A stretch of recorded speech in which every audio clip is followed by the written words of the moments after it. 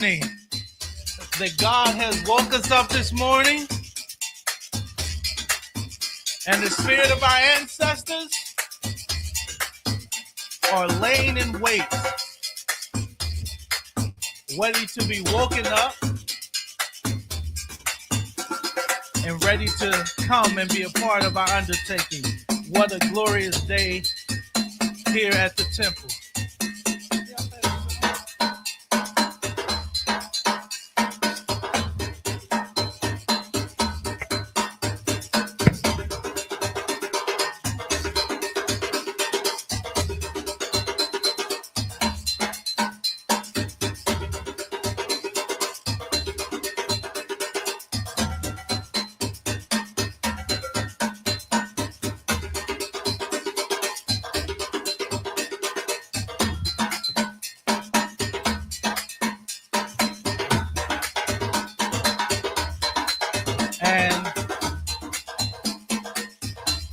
We had no drummers. We have no drummers for the drum call. B, can I get a drum? Let me hit them drums.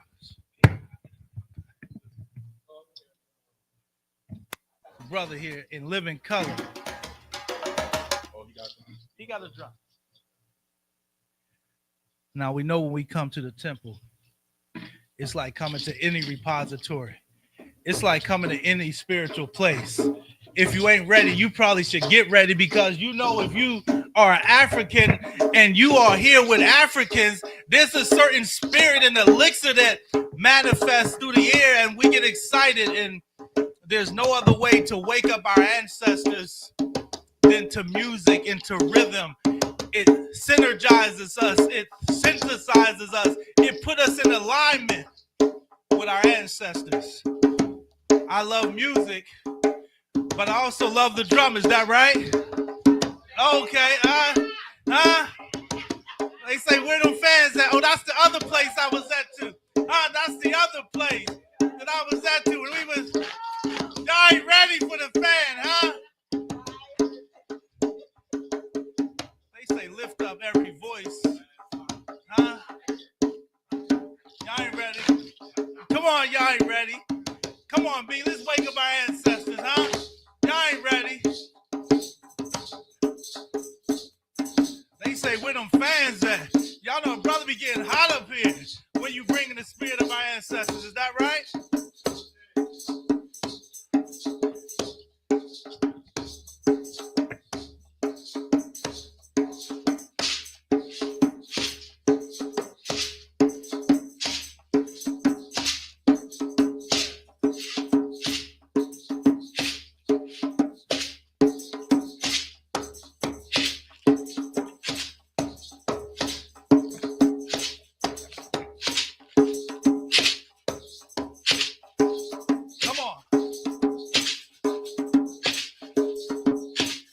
They say ancestral veneration. We just say we just honoring those that honored us. We just making sacrifices for those that made so many sacrifices to us. So why wouldn't we want to wake them up? Grandmom and auntie and all of those that poured into you over the years, why wouldn't we want to uplift them? Because when we run and become amongst the ancestor realm, we want someone to remember our name. Remember the works and the sacrifices that they did. Remember all of those that poured into us. Why wouldn't we want to uplift the Creator on this beautiful Sunday?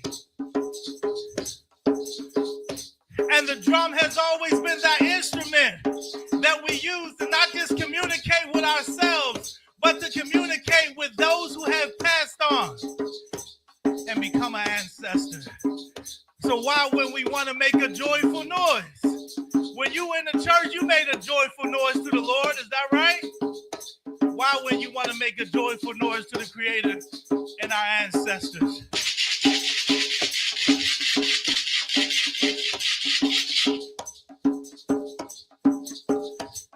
If you could stand, we're going to say an oath to our ancestors, and we're going to allow us to remember them And you know that we normally do a libation, so this is a libation statement.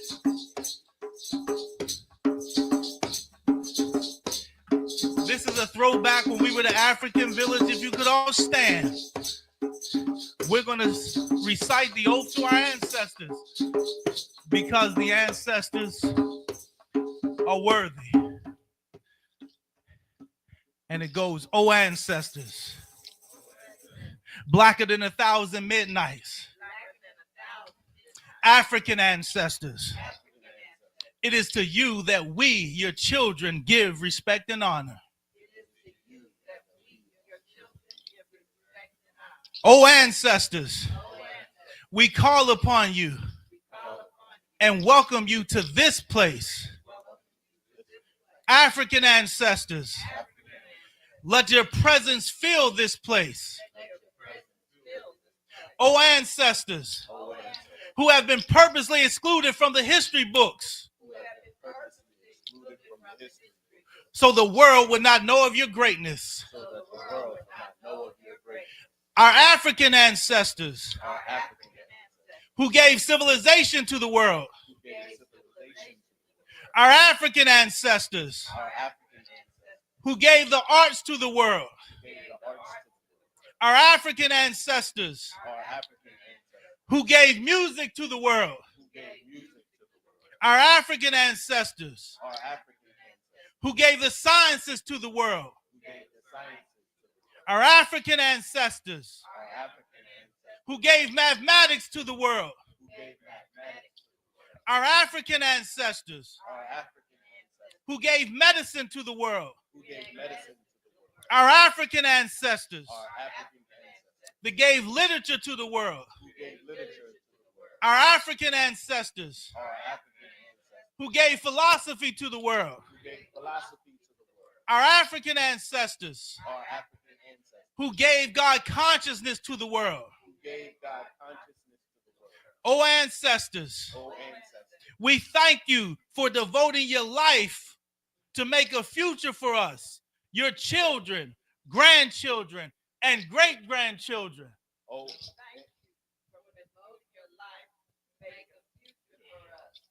Your children, grandchildren, and great-grandchildren. Now stand with us. Strengthen us. Guide us. Teach us. And protect us from the snares of our enemies. Rise up, O African ancestors. And let our enemies be scattered. And give us the wisdom and the boldness to deal with our oppressors and those that will hinder the liberation and the empowerment of our people.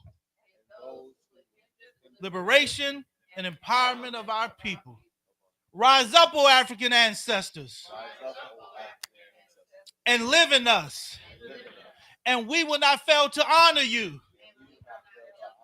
And we will not fail to respect you. And we will not fail to hear you. And we will not betray you. Ashe, Ashe, Ashe, oh.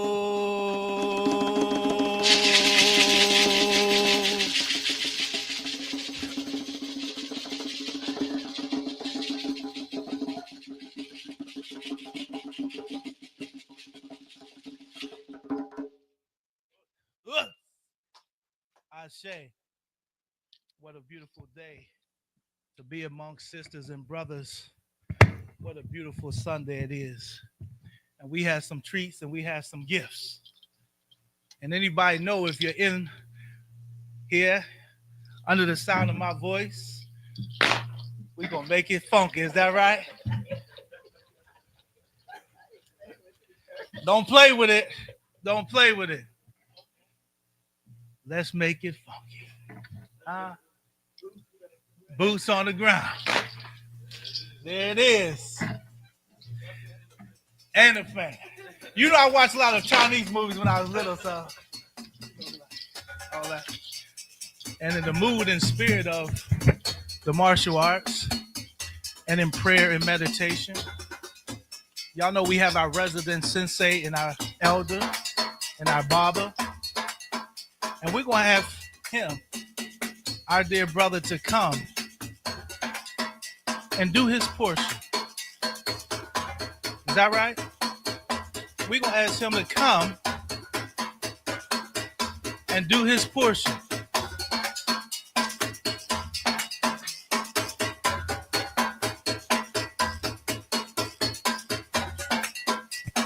And if anybody knows me, we're going to welcome him with respect and honor and give him in flowers while he's there. Is that right? Hello, everyone. Come on, give it up for our elder. Come on. Thank you, Brother Curtis. I can't take all that.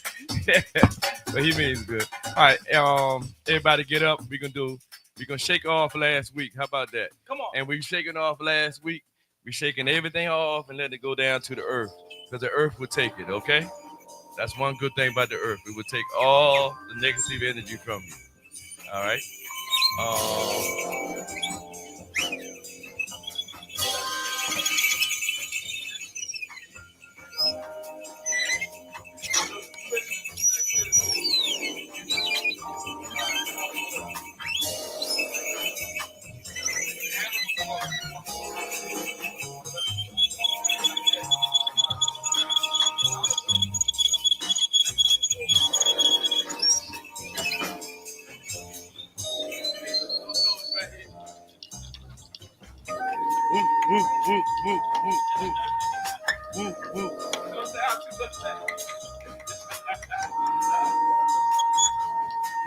What's that, the Harlem Shake, Father?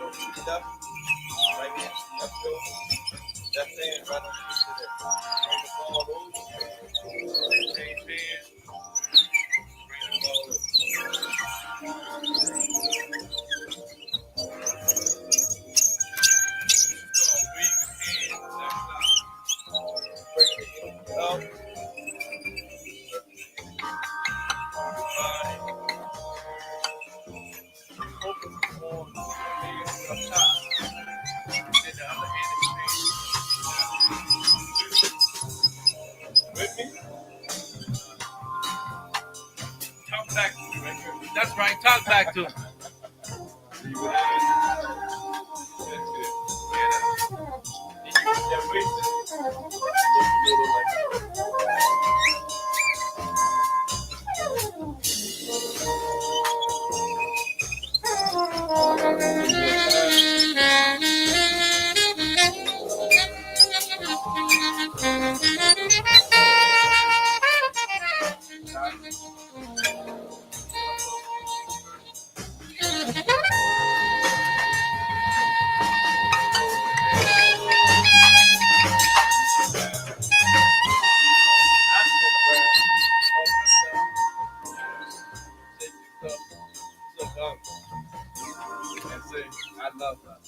I love myself. My thing is that you can't love yourself, you learn how to love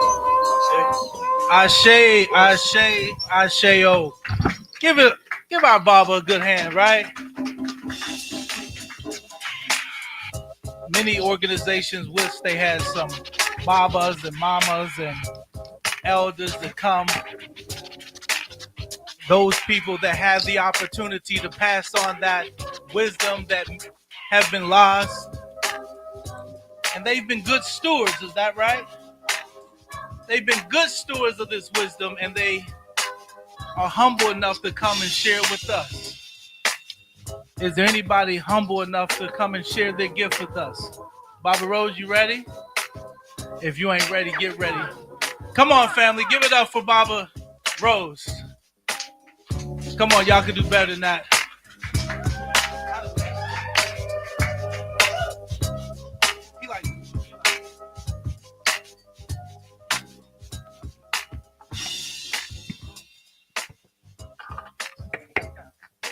Baragani, everybody. Baragani. I'm the libation man, if you don't know. Mr. Libation. Senior libation. First of all, libation is a ritual, and the purpose of ritual is to create harmony between the human world and the world of the Creator, the ancestors, and nature. As our ancestor Maya Angelou has said, the greatest gifts are the blessings of the past. So let us thank those who came before us. When you hear me say the word Ashe, which is the Yoruba word for it is done or so be it, you respond with Ashe. The sound and rhythm of music promotes good physical, mental, and emotional health. As far as music's contribution to the Black struggle for freedom, justice, and equality in these yet-to-be United States of America, it can be said, as saxophonist Albert Allah has stated, music is the healing force of the universe. We now pour to our ancestor, Mr. Love Supreme himself, the incomparable, innovative saxophonist John Coltrane, who said the main thing a musician would like to do is give a picture to the listener of the many wonderful things he knows of and senses in the universe. We ask this ancestor to be with us, to bless us, and to renew us for struggles ahead. Ashe, Ashe. We now pour to our ancestors, the blues people, or bluesicians, or as Gil Scott-Heron would say, bluesologists. In the Black world, to name is to conjure, like in Conjure Collective, to empower, to redefine, and recreate. The bluesman's Black name is the verbal symbol of his character and speaks volumes to his fellow musicians. Hence, the choice of the name is of the highest importance, for it will play a large part in shaping of his destiny. Names such as Muddy Waters, Coco Taylor, Lightning Hopkins, Ma Rainey, Sun House, Howlin' Wolf, Memphis Slim, Lead Belly, and Sister Rosetta Tharpe on that guitar. These musicians are pregnant. Their names are pregnant with meaning. So we ask these ancestors to be with us, to bless us, and renew us for struggles ahead. Ashe. We now pour to a recently fantastic musician who made transition, Roberta Flack. Famous for her songs, killing me softly with her song. Come on. Strumming my pain with her words, killing me softly with her song. Singing my whole life with her words, killing me softly with her song. She stated as musicians, and as people who sell material for people to hear and absorb, it's important that we use that voice wisely. So we ask this ancestor to be with us, to bless us, to renew us for struggles ahead. Ashe. Ashe. Right. We now pour to another remarkable musician and singer who has made transition, Angie Stone, known for No More Rain. And I wish she would, and I didn't miss you. So Angie said, it feels great to be a role model, and I'm very careful with the things I do. I'm not perfect. I do make a lot of mistakes, but I try my best. We ask this ancestor to be with us, to bless us, and to renew us for struggles ahead. Ashe. Ashe. We now pour to the singer-songwriter and former Cook County Commissioner who's known as the Iceman, Jerry Butler, who said, did I make 40 or 50 million dollars? No. Did I keep one or two? Yes. The old guys on the street used to say, it's not how much you make, it's how much you keep. So we ask Jerry Butler, the Iceman, to be with us, to bless us, and to the struggles ahead. Ashe, Ashe, Ashe, Ashe. Give it up for our ancestors and give it up for the elder. Baba Rose always coming to bless with the libation, with poetry, with his portion. So now we're going to lighten it up a little bit. And we're going to lighten it up with a song or two. Y'all ready for a song? I'm actually going to bring a sister before I bring Brian up. Sister Debria said, I want to sing a song. She understands that when she comes to the temple, I told her, if you come here, you need to be ready. I said, if you ain't ready, you want to what? Come on. If you ain't ready, you want to what? Oh, man, y'all ain't got the rhythm. If you come to the temple, if you ain't ready, you got to what? Get ready. There you go.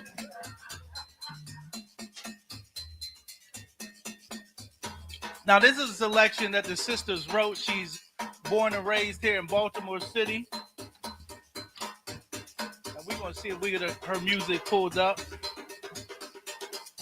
While she's doing that, Brian, you want to come and hook up, plug in?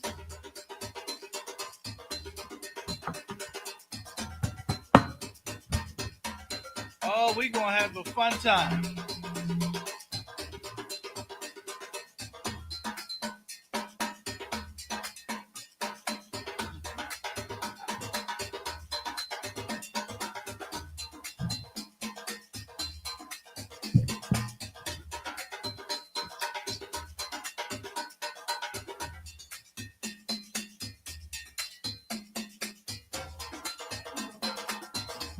While she's getting ready, come on, Brian. Bring us a selection.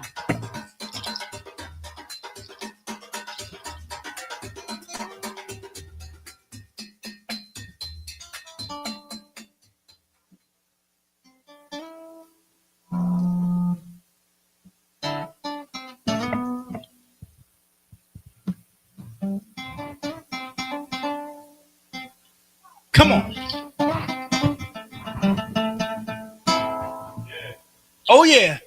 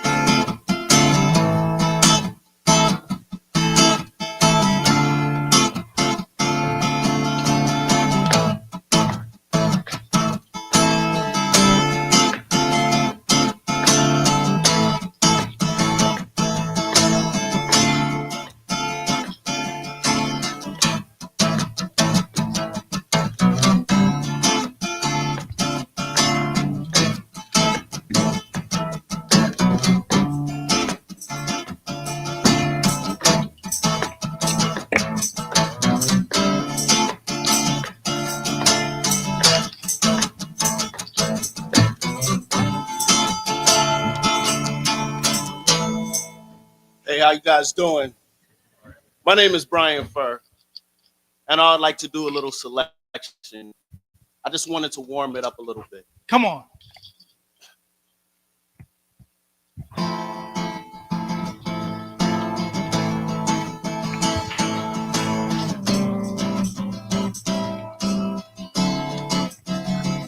Keep on dreaming, face to the stars. I'm getting high now. I'm going far. Yeah, yeah. Keep on dreaming, face to the clouds. I'm getting high now. Yeah, yeah. Never coming down. So my father had to give up on the dream because of me. I ain't never tell him to dream and follow destinies. My mother tell me not to worry, not to reminisce. Tell me keep on dreaming and this follows with the kids. My girlfriend wonders why I never pay her any mind. But the time to spend with her, go be writing all my rhymes. The pen will write itself, guitars on saying soon. I'm staying isolated, you can find me in my room. They're going into December, but I'm going into June. I'm working so much harder, I'm so sick of plastic spoons. I'm wanting like and wanting, see my name inside the loom. An assassin for this passion, and I'm killing them real soon. Keep dreaming, face to the stars. I'm getting high now. Yeah, yeah. I'm going far. I look up for my cuz like that's my only blood. I'm looking at his age, remember where I was. I hope he make good choices if his school instead of love. I told him that I got his back no matter what he does. And he made MVP like me, brought me where I was. Yo, I give him my advice, no guns or racks or drugs. But he's a good kid, it ain't him I'm worried about. It's a product of environment where school is letting out. Cause the situation pin on what a nigga talking about. And if they call you ussy, it becomes word of mouth. And now it's like an issue like what you're proud about, but it's hard to yell when that barrel's in your mouth. I tell them keep dreaming, keep your head to the stars, and one day, Mike, we gon' both be far. I ain't a hood dude, just a dude from a hood. And if you got a dream, then I bet you understood. Keep. Thank you. Come on now. Give it up for that brother. Is that original song? Original song? Original. Original song, man. Ashe, give it up to the originality. Give it up for B. Fur. Come on now.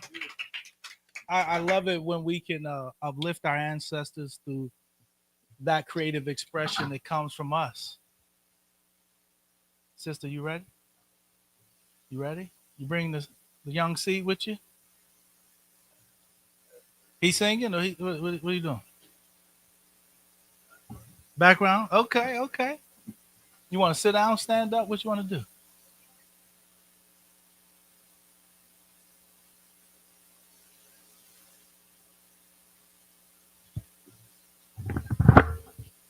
Okay.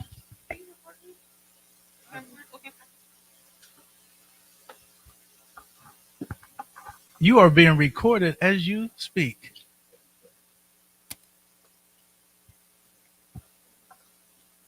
TNAT, put out a disclaimer. TNAT does not own the rights to this song. All reproductions of this song will be in violation. Good afternoon, everyone. My name is Nabria Roberts. My singing name is Nabria Tiara, and I'm about to sing an original song that I wrote myself. It's called Favorite Girl.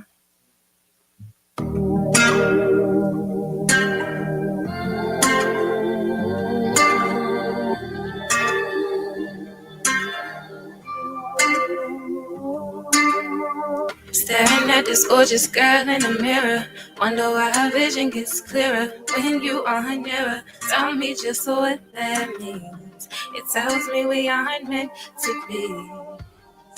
And it cuts me deep, 'cause at times I thought we had eternity. Maybe in another life plane or world, I could be your favorite girl. Staring at this gorgeous girl in the mirror, told her I love her and I forgive her. Healing every fear, just self love with no condition. No. You telling me everything I need to know, don't need to ask it, because your actions and your reaction said it's time for subtracting. And mama always said walk away from anything constantly causing pain. Your love be having filled days in my head, please make it go away. Looking in your eyes, I see clear our time here has expired. A bit in the now, so I pray we make it next lifetime. Still I'm staring at this gorgeous girl in the mirror. Wonder why her vision gets clearer when you are nearer. Tell me just what that means. It tells me we aren't meant to be. And it cuts me deep, 'cause at times I thought we had eternity. Maybe in another life plane or world, I could be your favorite girl. Staring at this gorgeous girl in the mirror, told her I love her and I forgive her. Healing every fear, just self-love with no condition. No condition. No condition. No matter which life, plane, or world, you will be my favorite girl. Yeah, Ashe. Come on, give it up for Nabria. You know, we always say that TNAT is a house of healing. Is that right? So when you come, you know, you never know what modality we're going to use.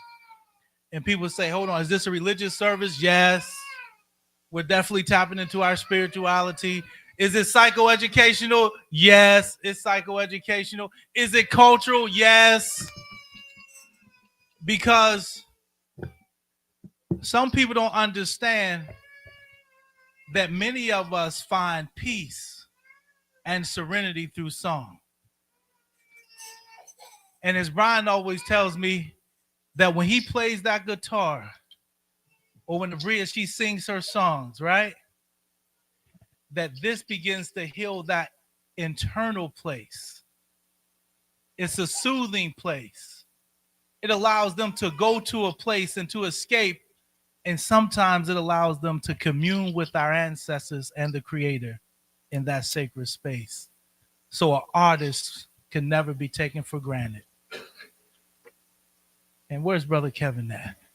Oh, right there. Okay. So before we bring on our chief minister, Brother Nwalamu is going to say his portion to open up the way. Come on, Brother Nwalamu, Kevin. Give it up for this brother. Anytime you're brave enough to come before our people and to share. No doubt now. Yeah. Check it out now. No doubt, yeah.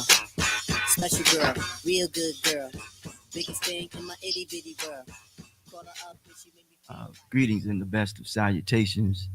It will be prayer, power, peace, patience, and prosperity. Baba Rose, I got you now. I got your name.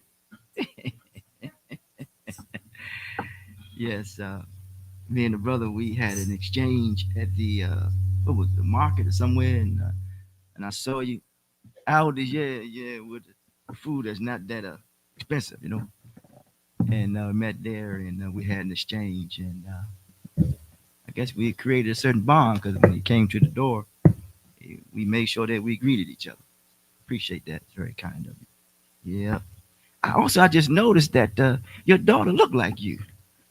I just noticed that. I was looking at that. It's good stuff. Always good to see you. That's what's up. Good to see you. It really is. And thanks for the song, young lady, and the thank for you, brother. Thank you all. I'm thanking everybody. What's going on with me? You know, I don't know what's going on with me. I'm thanking people. But yeah, so there was in keeping up with the theme, part 3, freeing ourselves by forgiving our parents, healing through history, part 3. Dr. Winkler thought it was necessary to go through this in its entirely, that we don't want to move too fast, and because things need to take root, you know. And the more, the deeper the root is, the stronger the trunk of the tree. Yes. So we want to be strong and that wise. Yes. And I looked at 3D, three part is 3D, and it took me to a sister that I presented to a group of people named Valerie Thomas.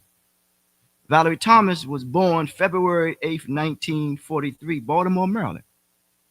An American scientist and inventor who, while working at the National Aeronautics Space Administration, she invented what we call the transmit of three-dimensional images. Ain't that something? Yeah, yeah. I shared that with a group about maybe 3 months ago when I was talking about three-dimensional of learning, 3D of learning. But I want to expound on that, if I may, as it pertains in connection to the theme that Dr. Winkler is going to present on the communal spirit, and conscientious perspective. Those two thoughts come. One comes from Julius Nyeri, and the other is Kwame Nkrumah. Yes. And I thought that, and I come to conclude that a commune people live together in the determination of sharing possessions and responsibilities, holding themselves accountable one to another. And this sacred exchange occurs only on a spiritual level, for anything that remains in its natural form, in natural state, is spiritual. This progression of this maturation demands that humanity thoughtfully, intimately, honorably, and collectively, through creative and analytical discourse, communicating a clearer image to the world. Because we have to realize that when Alexander went to Egypt, the first thing that he wanted to destroy is the image of how a people see themselves. And the last thing was the communication system. Because once you destroy an image of how they see themselves, they will communicate that destruction. Yes. Julius Nyeri said, the framework of communalism emphasizes the necessity of unity through shared responsibility or shared responsibilities and collective well-being. This country said that they are in pursuit of happiness. And I realize that happiness is the joy that you feel when you're in pursuit of your potential. Yes. Communalism is not merely an economic arrangement. I think Chika Diop says about the Phoenicians, he was talking about in the Egyptians, he was talking about how he or she who controls the relationship, they should control the necessities of the relationship, controls the relationship. Yes. This collective well-being is not merely an economic arrangement, but a moral and spiritual commitment to individuals recognize their interconnectedness and mutual dependence. Because I realize there are three phases. There's an independent phase, and an interdependent phase. The sun, the moon, and the stars, they get along, don't they? Kwame Nkrumah, conscientism, advances this idea by integrating the spiritual heritage of Africa with scientific socialism and humanism. Nkrumah proposed that the African identity must synthesize its indigenous communal ethos with modern intellectual rigor and social political organization. This synthesis aligns with what I've come to know, that we must reclaim the authentic image of ourselves and participate in mature social discourse. Let's look at some of the communal patterns as I'm on my way to on the close of this wise of this framework, even the framework in connection with the theme of freeing ourselves by forgiving our parents, healing through history. One thing that we do have is memory. That's what we have. Some things we're just not going to forget. Some things just remain there. But it still doesn't mean that we are unable to forgive. You think about that. It is contingent upon the capacity of the individual to forgive. And some may not want to display, or unwilling to display that capacity. The communal patterns, 6 of them. One is reciprocity. The mutual exchange of goods and service and support to strengthen social bonds. These are communal patterns. 2, shared responsibility, a collective approach to decision making and accountability within the community. Communal patterns. 3, rituals and traditions, culture and spiritual practices that reinforce unity and identity. Ain't that's what we're doing? 4, collective problem solving, the communal resolution of conflicts and challenges through dialogue and consciousness. We have to learn to reason with progression rather than regression. Number 5, resource distribution, the equitable sharing of wealth, land, and necessities to ensure the well-being of all its members. All that we do, it should ensure the well-being of one with another. 6, intergenerational continuity, the transmission of knowledge, values, customs from one generation to the next to maintain social cohesion, because cohesion strikes the decisive blow.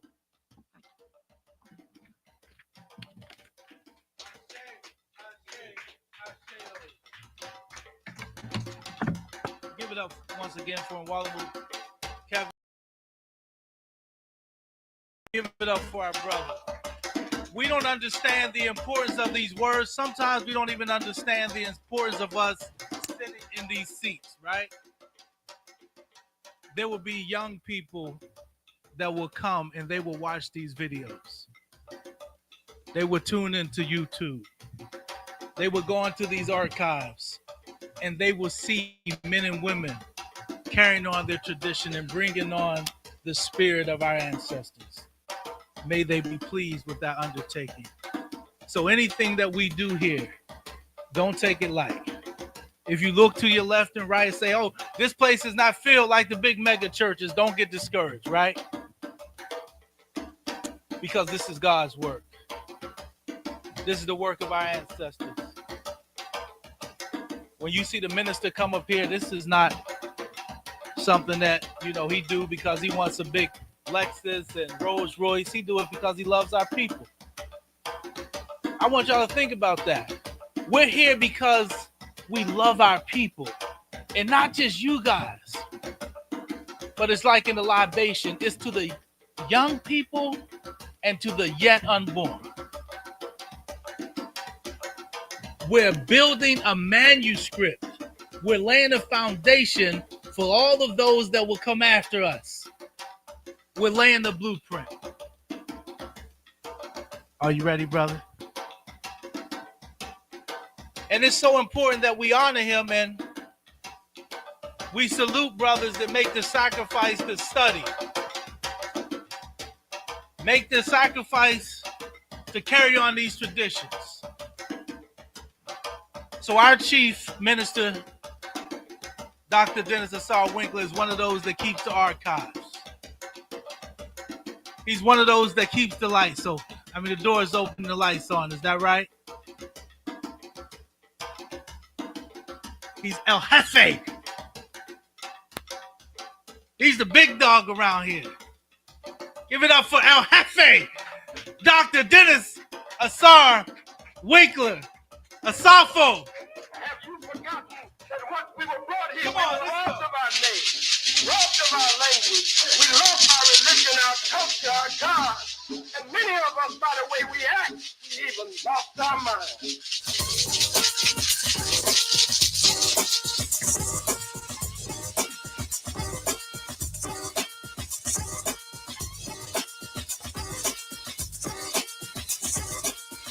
Blessings, family. How you doing?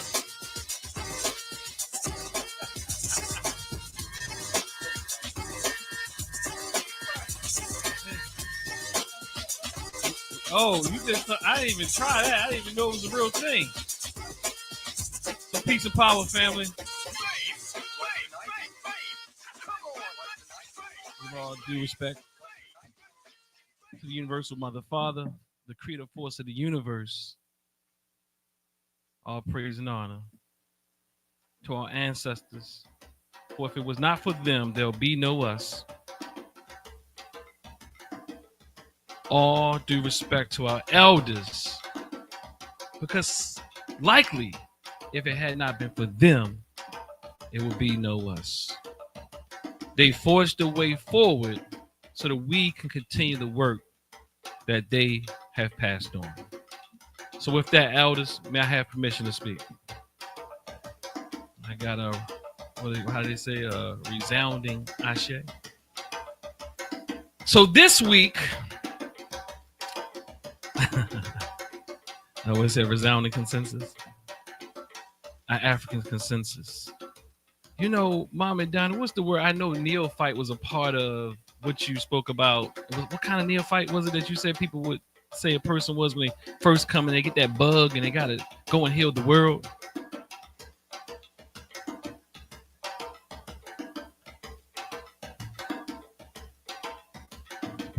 Oh, people neophyting. Got you. That's what I was looking for. So this, thank you for that. So, you know, that's a real thing in our community. So again, today we're going to, as Baba Kevin said, and Wally Moo, Reverend Patrick said, is we're going to get into freeing ourselves by forgiving our parents and healing through history. He's my coach, by the way. Where he at? He one of them sideline coaches. He duck out and you don't know where he at no more. That type of thing. He be trying to plant seeds in you when you talk to him on the phone. He be trying to put downloads in me and inputs and seeds and all. Hey, you know what you gotta say to him, right? I mean, this is not new. This has been for years, right? But sometimes he try to do it in ways where he's acting like he not trying to do it, like he's trying to be just unintentional about it. Yeah, I'm talking about you, brother. I'm talking about your sideline coaching when we on the phone, dropping seeds, acting like, oh, I want you. Sometimes he's forceful, sometimes he's not. It's just, I'm just saying, be nice, Dennis, But so again, freeing ourselves by forgiving our parents, healing through history. And I think that is very important that we talk about that. And as he said, what do you say? The deeper the roots, the stronger the trunk. And I saw some ashes on that. But I want to, before I get too far ahead of myself, I want to say, everybody give my wife a pre-Earth-days round of applause or hooray. Tomorrow's her birthday. She'll be a 4 and a 6, which is a 10. So she's starting a new cycle. As a witch, because it's a 1. You talk to my Baba, he'll hit you up with all that type of thing, right? So another thing I want to say is I did intentionally this week participate with Bible. Last week I told you I wanted to stay angry. Today I did participate because I want to come down a little calmer. And I want to actually get through this. Initially I was thinking, I said what I said, how I said, I think I touched on it. But there was some intentionality about how I wanted to do this as well. So I think it'll be great to kind of follow through with the slides in a more slower pace. Okay, y'all with me?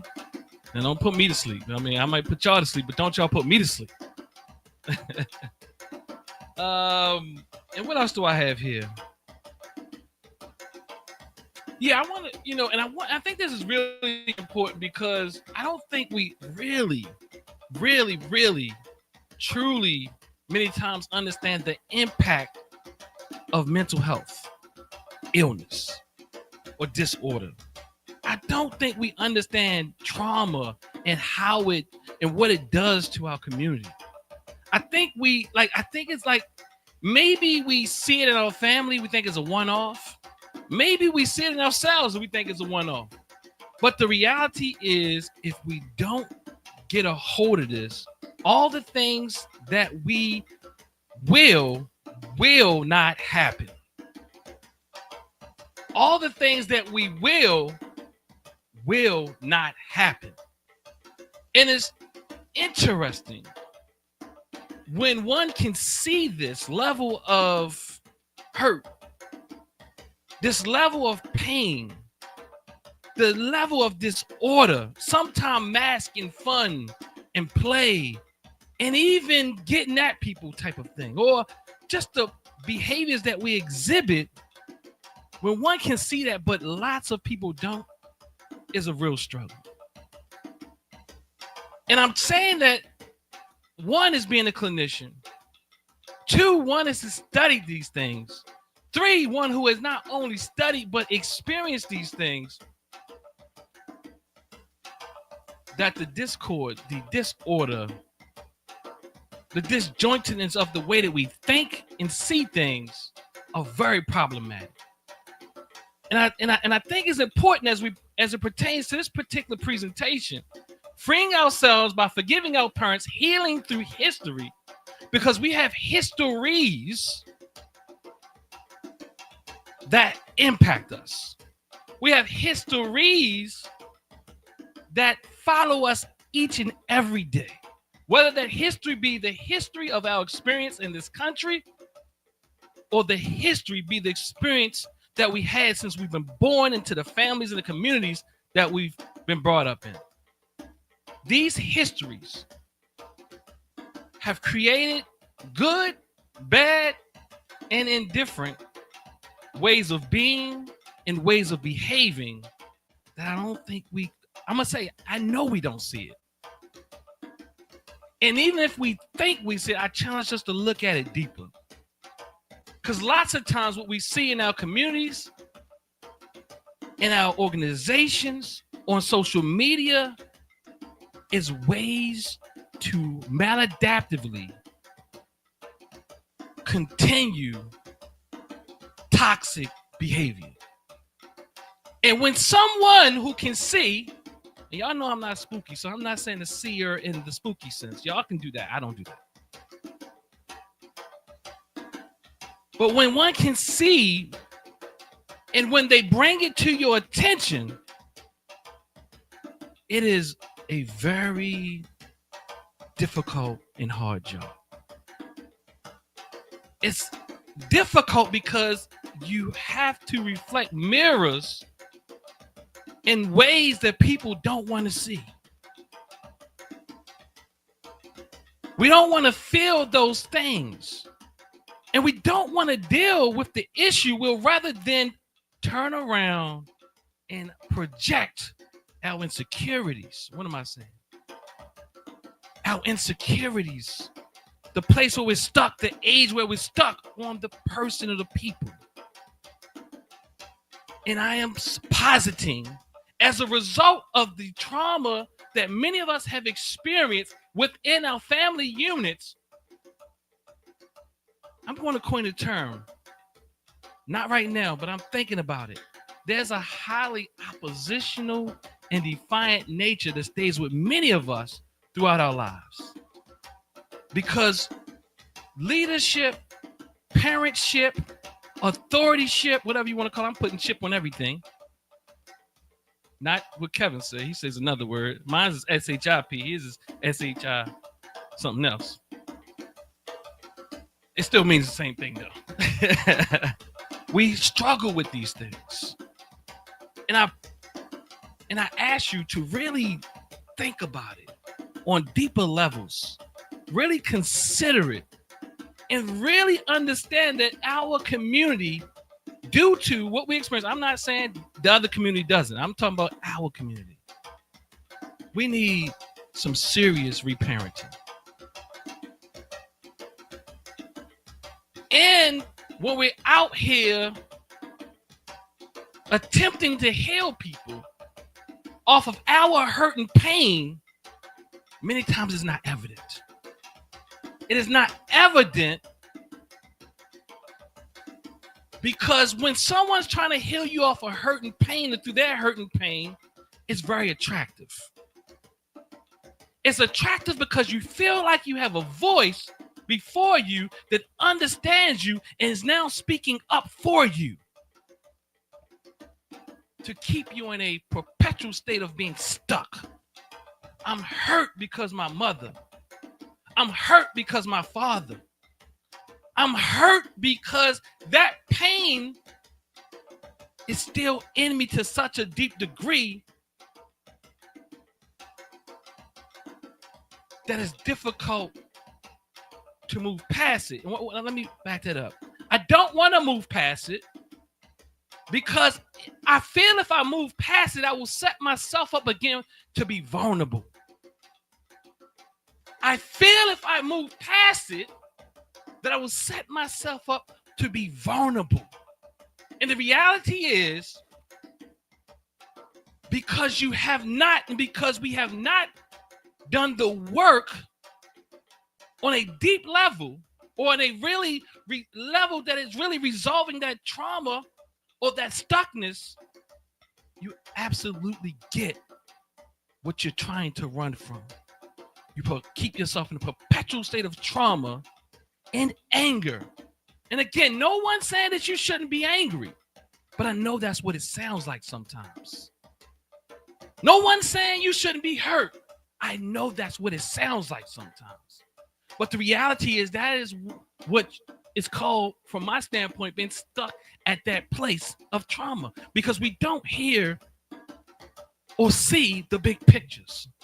We don't see the big picture.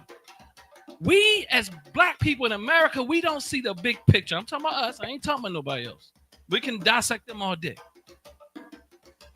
I vowed after 15 years of trying to work with Black people and they want to talk about white people, I at this point in my development, I ain't talking about them.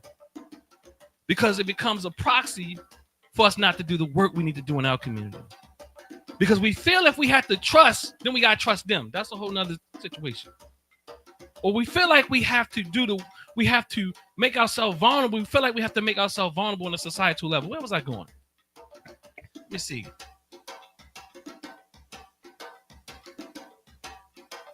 I was going somewhere. Brother Curtis, you got me? All right, it'll come back.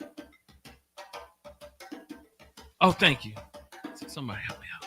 We don't get to see the bigger picture. Because the bigger picture requires you to look at all the pieces, not just the traumatic retentions, not just the traumatic images. We create a world that is highly unsafe, and we create a world that leads, or a picture that leads to us being perpetual victims. What am I saying? It feels safer to be a perpetual victim. I'm talking about now on a societal level, but also in your own family. And why am I saying history is important? Because I'm taking a turn back, healing through history on a societal level requires us to look at the whole picture, examine all things, examine that there are some people that we believe hurt us. No, let me back up. There are people who remind you of people who have hurt us that have not hurt us. Hence, I'm going to stick with the family. All women who shake their finger at you, some brothers and sisters, don't mean you harm, because you felt that way when you were growing up. All men who come with a certain level of structure doesn't mean you harm. So what we've done is try to create a world where we create people as we want them to be, rather than how people truly operate. Hence, we even have a society that is cultureless because now men and women can't even have certain roles. I'm not saying people have to get stuck in those roles, but we're in a society now that says those roles has no place because this is a very disordered society. And on an individual level, we do the same thing. And those who out there who don't want order, because I've been hurt, I don't even know what order doesn't even feel comfortable to me. I am saying this starts at a very young age. Some of us are too ordered because we need safety. Some of us, we're running and we need to experience all levels, all types of stimuli so that we can dope ourselves up through the thrills that we get out of in society. Some of us have to keep mess going, even in organizations and families, because we don't feel comfortable when things seem calm. I am suggesting, I am arguing, I maintain this is real. This is real. The chaos feels more comfortable. My wife taught me to say it like that. I like it. Comfortable. You know, y'all like it too. Comfortable. What's that? Dang, that's every syllable. So I want us to really think about this. I hope I get to my slides, but I want us to really think about it. And even if you are living like it, you may not know. But the reality is, if people truly tap in, and I'm saying this not only from, I'm not just hypothesizing or theorizing, this is a reality. People, the most traumatized folk will tell you, whether or not they realize it or connect the dots, that there is comfort in chaos.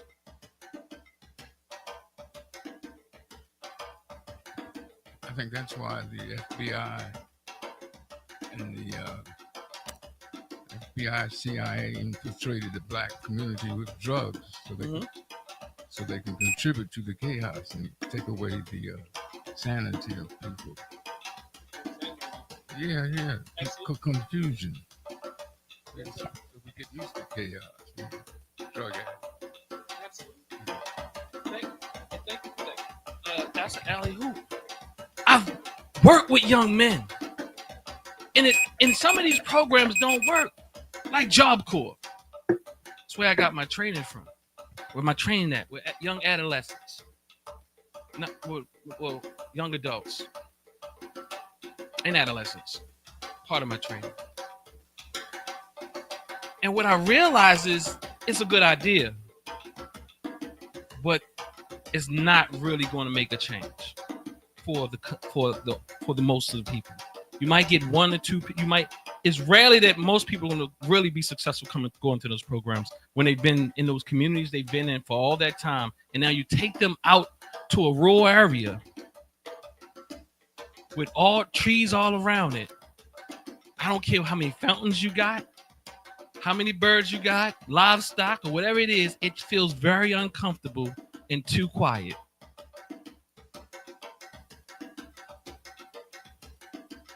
You have to deal with the need for the thrill.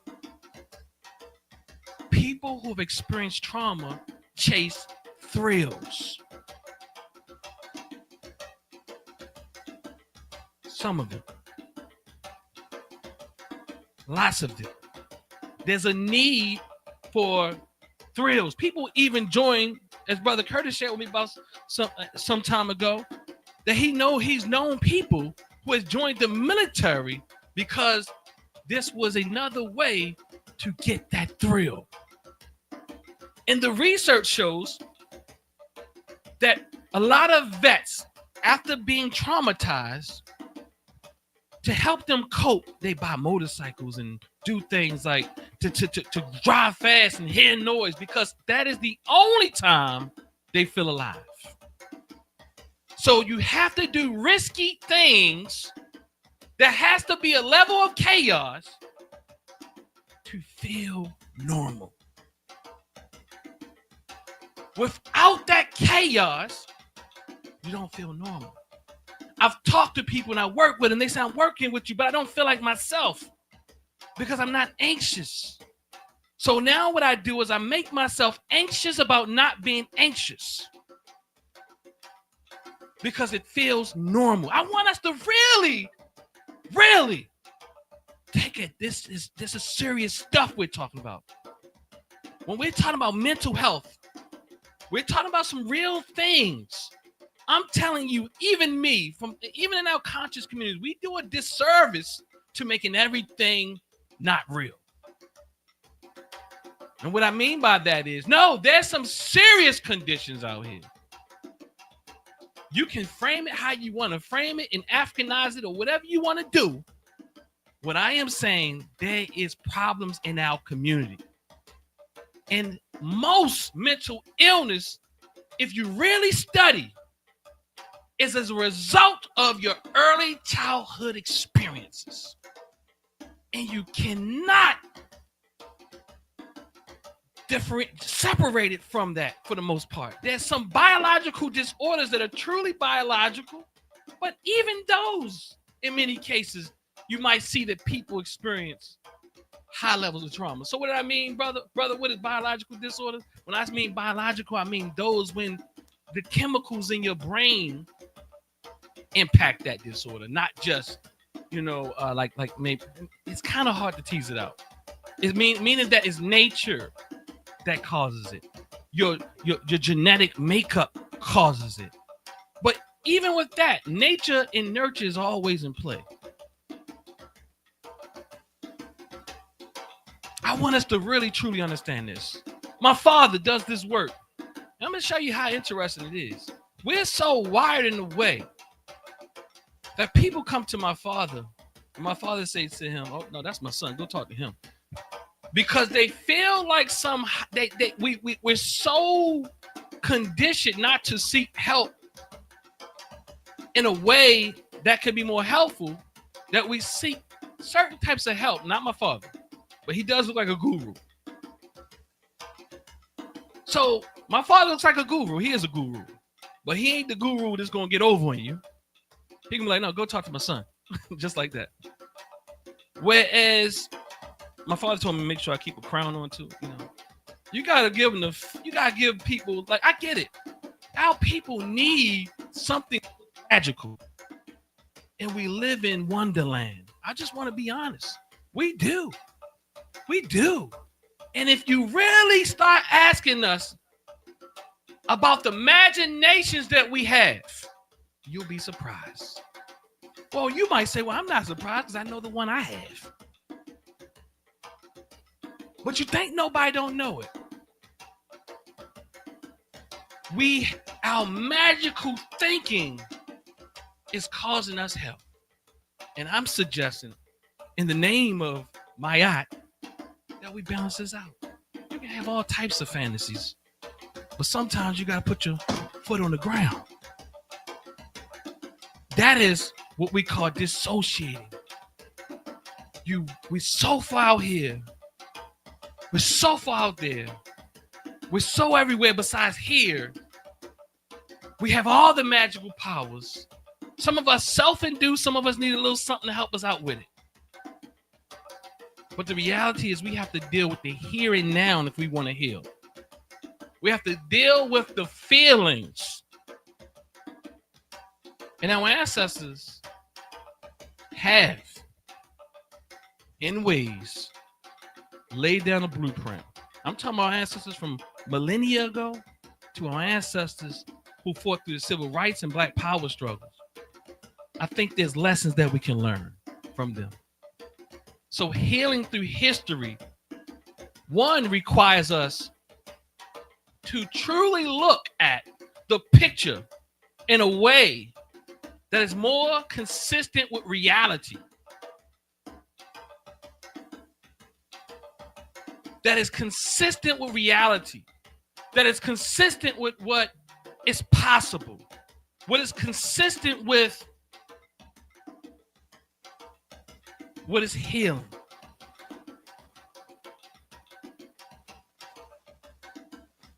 That's healing through history. That's the one part. Reframing the picture that you have.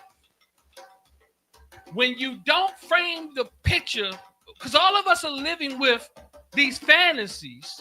Now, we all have them. We all have, but some of us, again, are a little far off to the right. Al Baba Chuck used to call me, rest in power. He'd say, brother minister, you ain't heard from me because the cheese done slid off the cracker. You know about that, Brother Curtis? You heard about it before? You laughed. You got your mic? No, sir.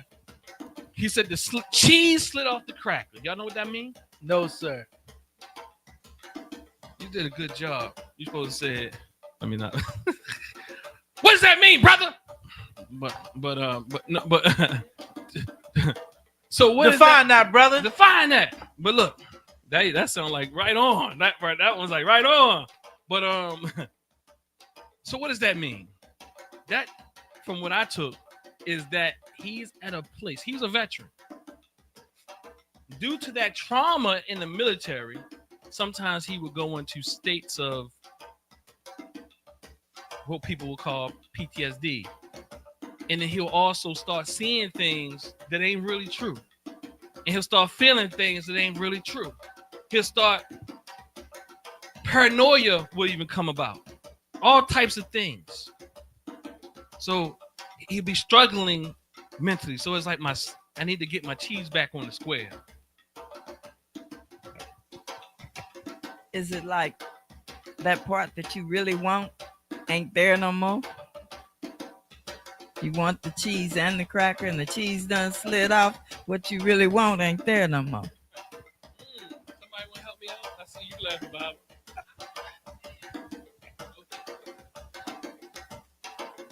I think I got it. I think it. I'll let you go first, Baba. I think it sort of coincides with, are you a man or a mouse? And you throw some cheese down there, and you might find out. Testing.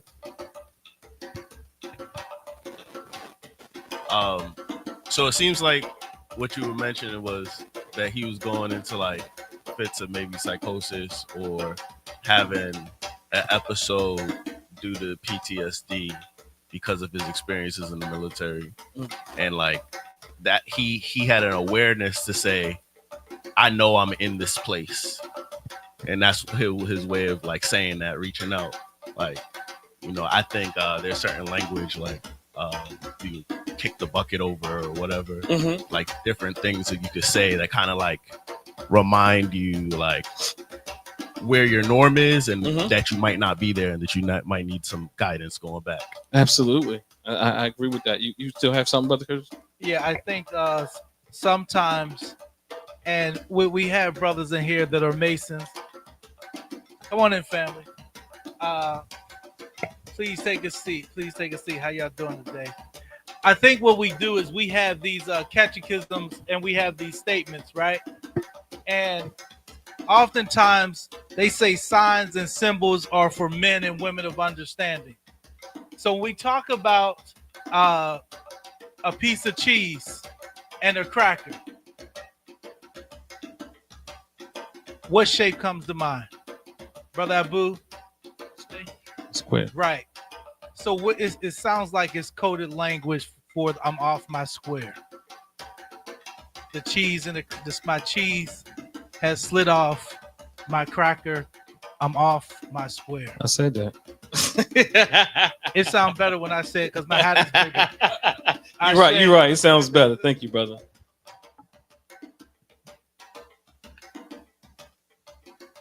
Are you saying it's an actual term? That's an actual thing? Okay, you looked it up. Okay. Say it again, Brother Kevin. Hold on. Yeah, someone is not thinking clearly and acting foolishly or simply not very sharp. Essentially is applying that they are lacking in common sense or making a basic mistake. Yeah. Thank you. Give everybody a round of applause. All right, so I'm gonna try to get into this PowerPoint a little bit. So it says, when you commit, I just put this out, just to be honest with you, and I won't go into it deeply, but it's been, it's been a trying 3 weeks. But when I put here, when you commit yourself to truth and accountability, challenges will come, but the work must continue. Integrity speaks for itself. Yeah. Just continue to work, family. We left off, I think I started with this slide last week. I think we got stuck on this slide last week. Brother Tyran had did all this work to show my slides last week. And he said, I did all this work, brother, and you ain't go through none of those slides. So I'm going to try to at least go through a few of them. So again, free ourselves by forgiving our parents. I wanted to set that framework though. And I really want us to really think about that though. Not just on the surface level, but really chew on that and reflect on that as you go home and embark upon, your continual journey for growth. So healing through history and self-liberation. We must actively work on freeing ourselves from emotional cycle. I said all this, so I'm gonna skip past that. So I want to show a video. I have here, the child who is not embraced by the village will burn it down to feel its warmth. African proverb. Can I ask you a question? Hell, you got to ask me, Mr. Stewicki, the one you got the questions for. How come you ain't never liked me? Like you? Who the hell said I got to like you? What law is there say I got to like you? Want to stand up in front of my face and ask a damn fool-ass question like that? Talking about liking somebody. Come here, boy, when I talk to you. Straighten up, goddammit. I asked you a question. What law is there say I got to like you? None. All right, then. Don't you eat every day? Answer me when I talk to you. Don't you eat every day? Yeah. Nigga, as long as you in my house, you put a sir on the end of it when you talk to me. Yes, sir. You eat every day. Yes, sir. Got a roof over your head. Yes, sir. Got clothes on your back. Yes, sir. Why you think that is? Because of you. Hell, I know it's because of me. But why do you think that is? Because you like me? Like you. I go out of here every morning. I bust my butt putting up with them crackers every day because I like you. You're about the biggest fool I ever saw. It's my job. It's my responsibility. A man is supposed to take care of his family. You live in my house, fill your belly with my food, put your behind on my bed because you're my son. Because I like you, because it's my duty to take care of you. I owe a responsibility to you. Now, let's get this straight right here and now before I go along any further. I ain't got to like you. Mr. Rand don't give me my money come payday because he like me. He give it to me because he owe me. Now, I don't give you everything I got to give you. I give you your life. Me and your mama worked that out between us, and liking your black ass wasn't part of the bargain. Now, don't you go through life worrying about whether somebody like you or not. You best be making sure they're doing right by you. You understand what I'm saying? Yes, sir. Then get the hell out of my face and get on down to that A&P.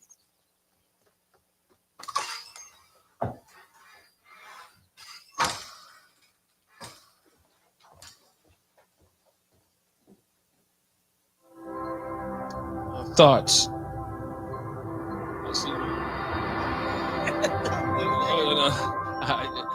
Thoughts. Let's talk about that. Let's break this down. We're gonna get, please, 2 minutes or less. That's a hard scene because I feel empathy for the child. I feel empathy for the father because the society has created a space where he has to feel like that, but he doesn't. But it's like that's a generational thing, I think, for him to feel like that. And he probably was raised in a society where his parents had to feel like that. So you pass down that hurt as it pertains to like um as it pertains to the passing down the trauma from parent to child. And then the child now, they don't have the discernment to understand the full picture, or that his dad didn't love him the way he might have maybe should have been loved, whatever it may be. It's a tough scene to process, but a lot of people deal with that.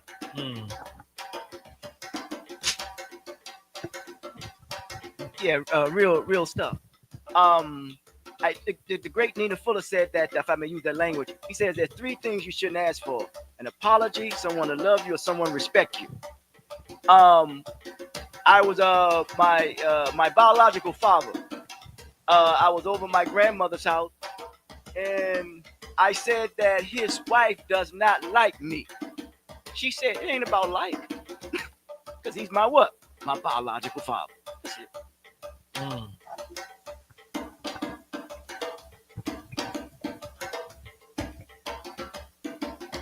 I thought it's a really interesting scene because I remember a time when I myself was going through therapy, and it was particularly after so my daughter was born at this time. She was about 2 years old, and I remember how the therapist kept wanting to give me kudos for taking care of her and love. And I looked at it and I couldn't receive the message, because for me, I owed her, I owed the universe the responsibility of having to take care of her, right? So why are you telling me, like, wanting me to take a pat on the back because I'm taking care of her, I'm loving towards her, etc., etc.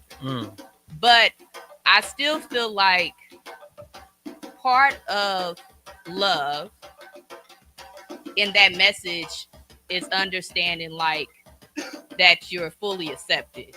So I feel like even though he might have used the words like in that scene, there's a part of him that's feeling like he's not accepted by his father, that's even leading to those questions. So yes, it's his father's responsibility to care and love and put the clothes on his back and make sure his belly is full, etc. But I also think it's part of our responsibility to show our level of acceptance to our children, because we might not like what they do, and it could be interpreted as not liking them per se. But if you understand that even though I don't agree with certain aspects, that I love and accept you, I think the message goes further, it goes deeper.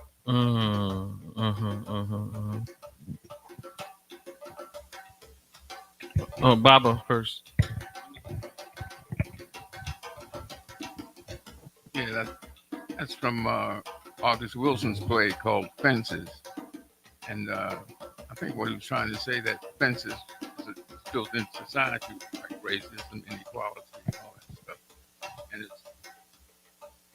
the father has experienced all that, so he has fences in his own mind in dealing with his son. He's talking that way because he used to say, "I love you." Like Roberta Flack says, "Where is the love?" Fences built around his mind, like trauma.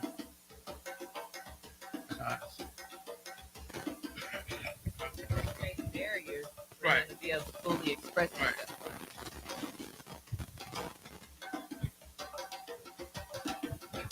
I'm sorry. I was agreeing with Baba. I was just saying those fences are creating the barriers from him to be able to fully express himself, to say those words, to make it more than just listing out the acts, but literally saying, yeah, I do love you, and maybe don't like no, I don't know.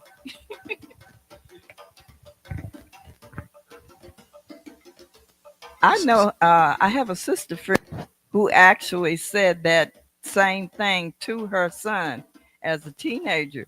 She would tell us, the other sisters, when we'd be having our little sisterhood get-togethers and stuff, she'd say, I love my son, but I don't like him. And she meant that she didn't like the way he acted. She didn't like the lack of respect that he showed her. She didn't like the way she had to force him to do this and that, to do get up and do your chores, get up and go to school, get up and do this, do that. So she loved him because he was hers. But she said, I don't like him. He don't want to behave. He don't want to do what I'm telling him to do. And I'm trying to set a future for him.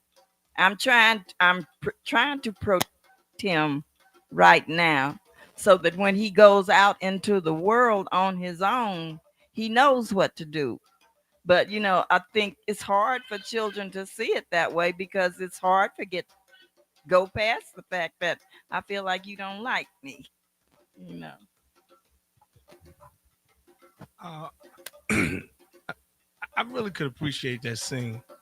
It's interesting because uh, me and my siblings kind of when that movie came out, me and my siblings saw that scene. Me and my siblings, we saw that scene and we all would chuckle because we were like, wow, that dude act just like that. Mm-hmm. Right? Mm-hmm. And my siblings were girls, right? And I was a boy. And like that little fella in that scene, I wanted to be something different. Mm-hmm. Like him, I ain't want to work at the A&P. He didn't want to work at the A&P. He wanted to wasn't an athlete. Mm-hmm. And he would express that to his mom. Mm-hmm. And his dad didn't get that. And so for me, it's rather, I don't want to use the word triggering, but I'm going to use it for lack of a better term. That's what it reminded me of. Because I would read, and I wanted to be a journalist. And I wanted to be a teacher. My dad was an auto mechanic. He was a big, dark-skinned dude. Remember, auto mechanics wear gloves now. They wear gloves now, but back when we were kids, they didn't. Mm-hmm. You could tell who the mechanics in the neighborhood were because their hands were always greasy and dirty. Yeah. I wanted to wear a suit. I wanted to wear clothes, and And my dad thought something was wrong with me. And I can remember distinctly my dad saying to my mom stuff like, "What's wrong with that boy? He ain't there reading them books and that kind of shit. He ain't gonna make no living doing that. What the hell wrong with it?" Mm-hmm. And you couldn't talk. You couldn't, my dad. So just to wrap it up, like what I had to do was I had to go through my own journey and get therapy myself Mm-hmm. and help me empathize that my dad was giving me what he had. Yeah. It was what he had. It was the best he had. And then I had to remember what my grandmother used to say. My grandmother used to, but just to, to not drag it out and give somebody else a chance to talk. My dad didn't really have a relationship with his dad. And, my dad grew up in a time when things were different, man. The argument that I heard, one of the distinct memories I have of growing up was the biggest arguments that I remember my parents having was about my father saying yes sir and no sir to white people. Think about that. Mm-hmm. I had to come to terms with that, man. Those was the arguments. My dad was a big guy. We lived in a little town in North Carolina, man. I didn't see black people in charge of nothing until I moved to Baltimore. White folks was in charge of everything. Every thought, you understand what I'm saying? So anyway, so the movie's triggering for me, but it helped me to understand, that dad. What I want to say is that the dad was probably trying to prepare the son for a society in the world that wasn't going to exist. Things were evolving, and the boy knew that. That's what I got to know now with my children. Because if I ain't careful, I do the same shit to my children. Right? But my children, they looking at me like, Dad. If you want an instant laugh, just say SHIT and Mama and Donnie will laugh. Oh, no. That's all I got. No, but I wanted to say that, though, because Can I respond? That's all I got. Go ahead. Yeah. I'm thinking I had one. Go ahead. I thank you for putting that into context. Because if you know anything about August Wilson, he grows up in Pittsburgh, where I'm from. Actually, 4 blocks from me. Right? You picked up on that. He picked the clip. But to put it in context, he never knew his father, who was actually a white man. Right? To put it in context, he grows up in a steel town where men and the bravado is to work with your hands. And when we grew up, anybody that was dribbling the ball was sport and play. And that's that generational thing, didn't understand that there was going to be a professional athlete corps at one point, right? So when technology happens, when these intergenerational clashes, it's when one generation is embracing, like now, when you have TikTok, everybody understand what a narcissist is, right? Everybody understand They don't understand what emotional it is, intelligence is, or we at least use the terms. Yeah. So even when I work with men, I have to use a feeling wheel, because a lot of them can't express themselves because they didn't have the words and the language to do it. So I think it's important that we put things and we frame things a certain way. And I thank you for that frame, because there may be some young people that watch this and don't understand that there was a generation that were not emotional intelligent, right? There was a generation that really didn't understand and have the ability to say, I love you. Can I jump in there? So Yes, sir. Thank you for that. And I think a few things to kind of look at, though. One, I want to reframe the idea of emotional intelligence, right? Because there's all types of books out here that talk about parents who are immature parents and all these things. And I think I get the idea, but the framing then calls your parent immature because they had the skills necessary for the time they were living in.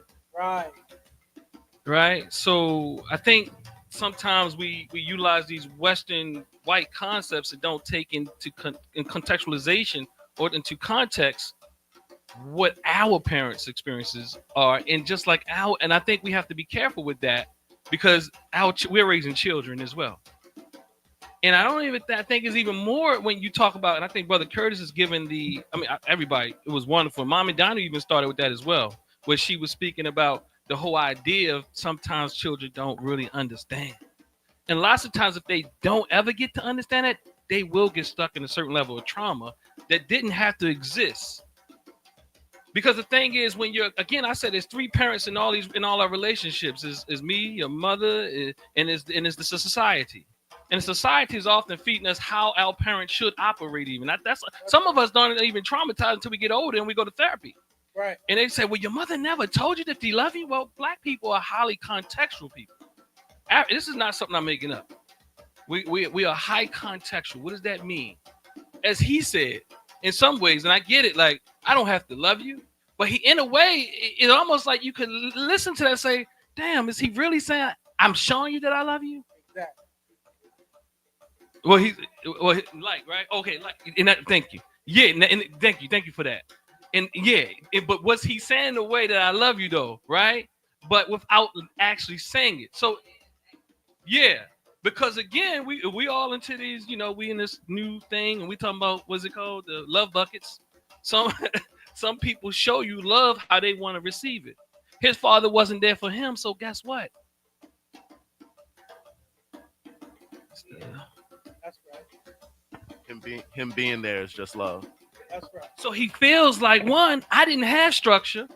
I had this false narrative of me being an athlete. It wasn't even a difference in this particular scenario, if I remember correctly. He was going to be an athlete. He got hurt. And he was trying, his mama and daddy said, protect him from that same level of hurt. You know what I mean? But then he got people in his ear that's not really in the contextualization of Black culture or what have you. Or, I'm saying, even if they Black, sometimes we go out and get degrees and we cause more hell than we help heal. Because we lose a certain thing. And that's a reality. We lose a certain thing if we're not careful. I often say I appreciate the brothers and sisters who went to school and earned 2 degrees. Well, I mean, if you got 3 degrees like Dr. Sika, then I'm saying 6 degrees. So I'm saying 6 degrees. So it's 6 because you still had to do your African Senate or your African framework and research, and also do what they gave you, or what the process they put you through, right? So again, we have to really look at this in our context. And lots of people are traumatized now. Now they want to go back to, you never told you love me. My mother never told me she loved me. I knew she loved me. No, I'm talking about me, but in fact, my mother's not going to be, I love you. I know she loved me though. So it's even in Asian cultures, when we really study, Asians don't be like, I love you. Western people, I'm not saying it's right or wrong. I'm just saying that even in lots of Asian cultures, it's not about really saying all these words. Western cultures are highly content cultures. What is it? Is it content? It's highly context, and what's the other one? Dang, I can't even think of the other word. I'm always talking about what we do. I think it's content or verbal or whatever. But it's about verbalizing things a lot. I'm not saying we can't learn, because we do learn. And some of us, after 20 years of not doing it, we know we want to say it. We be like, damn, how do I say I love you? I'm coming to that. How do I say that? Feels weird. I didn't tell him for the first 20 years that I love him, but then I really want to tell him, and that just feels really funny. You know, I know people have passed on. They like, I never told my father that I loved him. I wonder if he knew that I loved him. But go ahead.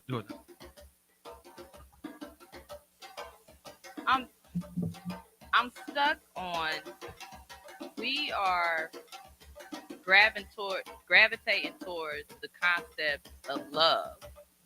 But he didn't question his father if he loved him. Yeah. I would even go to say, I'm not sure that he didn't think his father loved him. What he's interested in knowing is he like him. And when I think about the concept of like, it takes me to validation. So I want to shift our conversation to pull that apart. The concept of like, in our community, what does it mean for us? You know, how do we address that from a generational aspect from us? Because I think a lot of what we're seeing today is validation, right? So there's a risk somewhere. Because I think I even learned this about myself. My father was always around. I always knew my dad was very consistent, provided structure. There was never a question of love.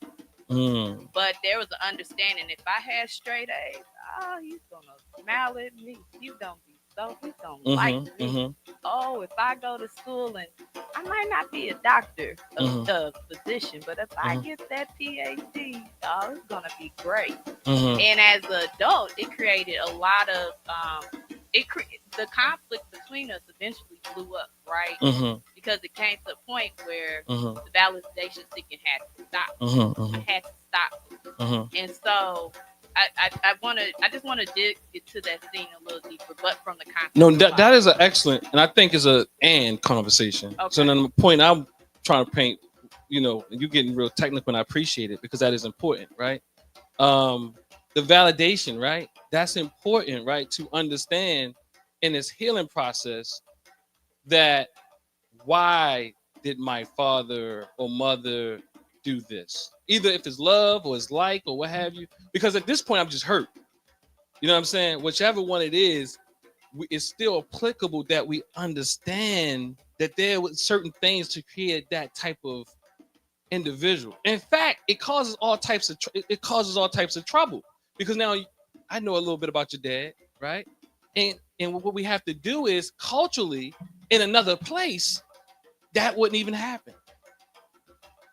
Because we're in a culture that is the third parent that says, well, that's not how you do certain things. But you have people who are totally okay with that same type of parenting. However, because we are in the culture that we find ourselves in, there's a lesson to be learned. How do we show our children unconditionally that you still love them, whether or not you like them? So I mean, it goes back to, we could get like into it, like, yeah, maybe he showed them love, but he don't like them. Does he have to like them? So that's and then we have to really deal with that and understand that third leg. And what does he mean by not liking him? I mean, and he didn't ever say, I don't like you, I don't think. I think he said, I don't gotta like you. We can go into it, but I ain't gotta like you. It's right. It's facts. But how did that land on him? Or how did that impact him growing up to brought him to that conclusion? So he definitely felt emotionally that he did not get the sustenance that he needed. So what's the lesson for the adults, the parents, and what is the lesson for the children or the adult children? See, the lesson for me is that I think he meant well and he was doing the best with the tools he had at his avail. And if we don't realize that, we will get stuck in trying to reconfigure our pictures on how our parents were supposed to be, not what they were and not who they are. And I see this in relationships today, where you get married to somebody like me and my wife. We were young. We met when we were 16, and then if she would have had this picture that I was supposed to be a basketball player, she'll be stuck. And I'm saying this is a reality. I'm saying it goes on in couples therapy every time, all the time. And sometimes you have to ask people, what is your picture? What was your idea of what this person was supposed to be? And is there a way to shift that picture to coexist and heal in a healthy way? I'm sorry for saying heal in a healthy way. That's the only way to do it.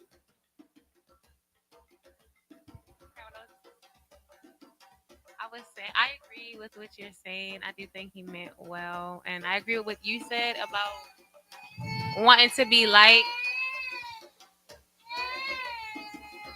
Wanting to be liked is like seeking validation, and I feel like the dad refused to give him that validation because it would have been like enabling him to look for that in the world.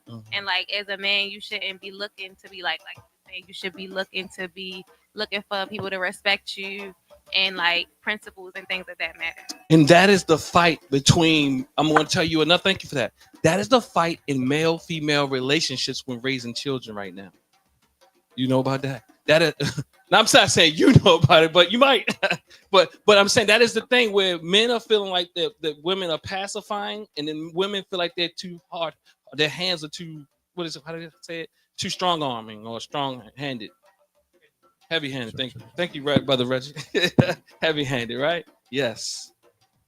So that is a, and the thing is, lots of it comes with education, I'll tell you. Because what happens is you go to, I'm not saying it's not right or none of it's right.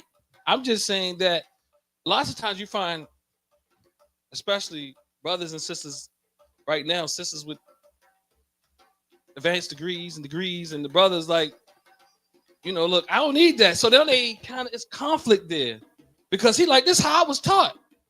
This is what a man's supposed to be. And then he feels like she can't hear him, and she feels like he can't hear her, and she's like, well, I know more, or maybe I don't know more, or maybe, and I think both of them have some, if you really look at it though, both of them have, from what I see, they can come to the middle. There is a need for certain levels of structure, and you might be a little too heavy-handed.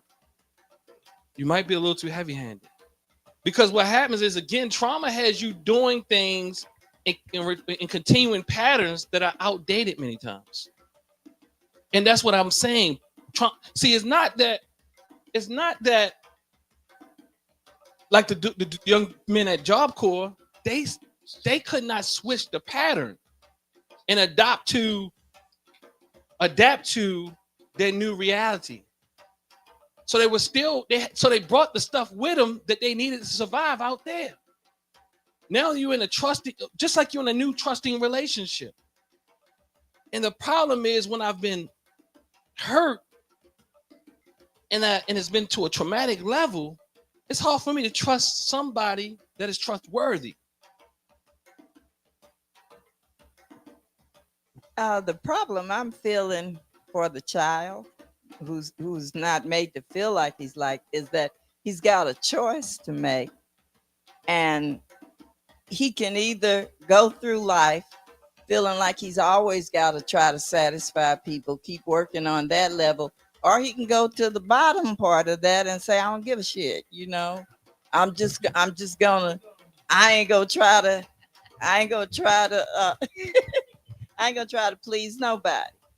I'm just gonna live my life the way I want to, and I don't care. So I think that's where we do need the balance. We definitely need the balance to let that child feel the balance as well, and not have to make that hardcore decision of if I'm gonna rise or if I'm gonna fall. But wasn't there a subtle like because I'm thinking about the dad kind of giving him a lesson in like accountability the best way he could. In the best way he could. What he was telling him was he was literally saying, look, don't worry about me liking you. Hold me accountable.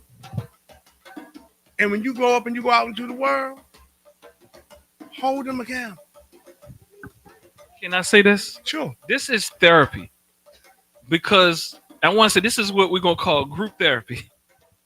Because we're hearing so many different perspectives of the same thing. And depending on the image or the perspective you took determines whether or not you become stuck or traumatized. And everybody's perspective, if you listen to it, it can be real. But your perspective is what creates trauma. The narrative is what creates trauma. So that's why I'm saying healing through history. We have to rewrite the story to be more complete.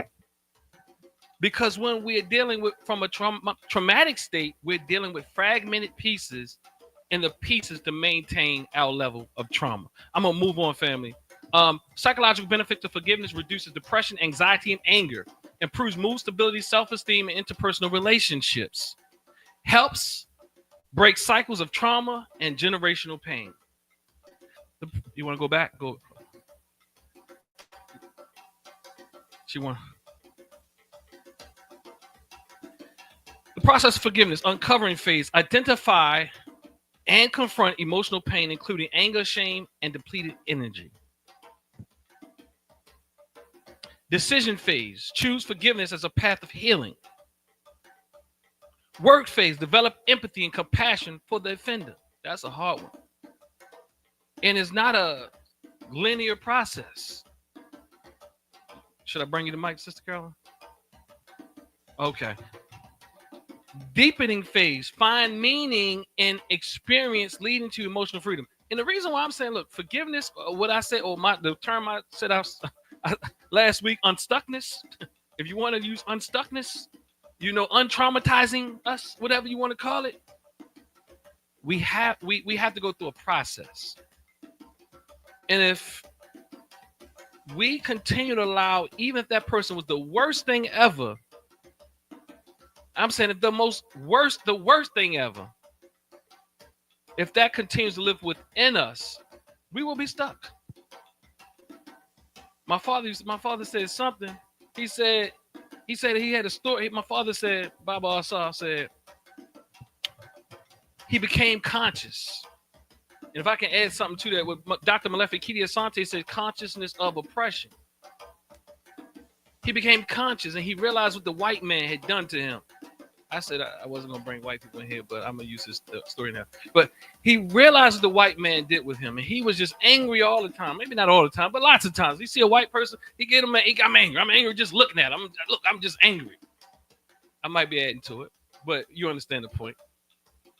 So he said he had to sit with himself and realize that if he continued to operate in the way that he was operated, the white man did not only get him and his ancestors, he still had him.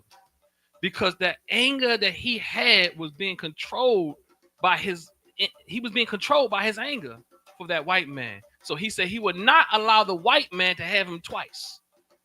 So he said he had to resolve that, not to say he let them off, not say he let them off the hook, not that he didn't do a thing, that he not accountable, but he refuses to walk around with that anger that is killing him inside.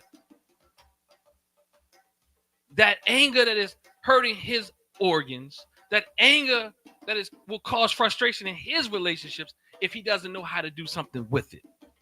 So he had to do something with it. He had to find a way to regulate it, release it, and still understand that he can protect himself. That he can still, at times, fight the fight. But it is even better if he fights the fight, not out of anger or reaction, but more balance, like we find when we say Mayat. In fact, there's a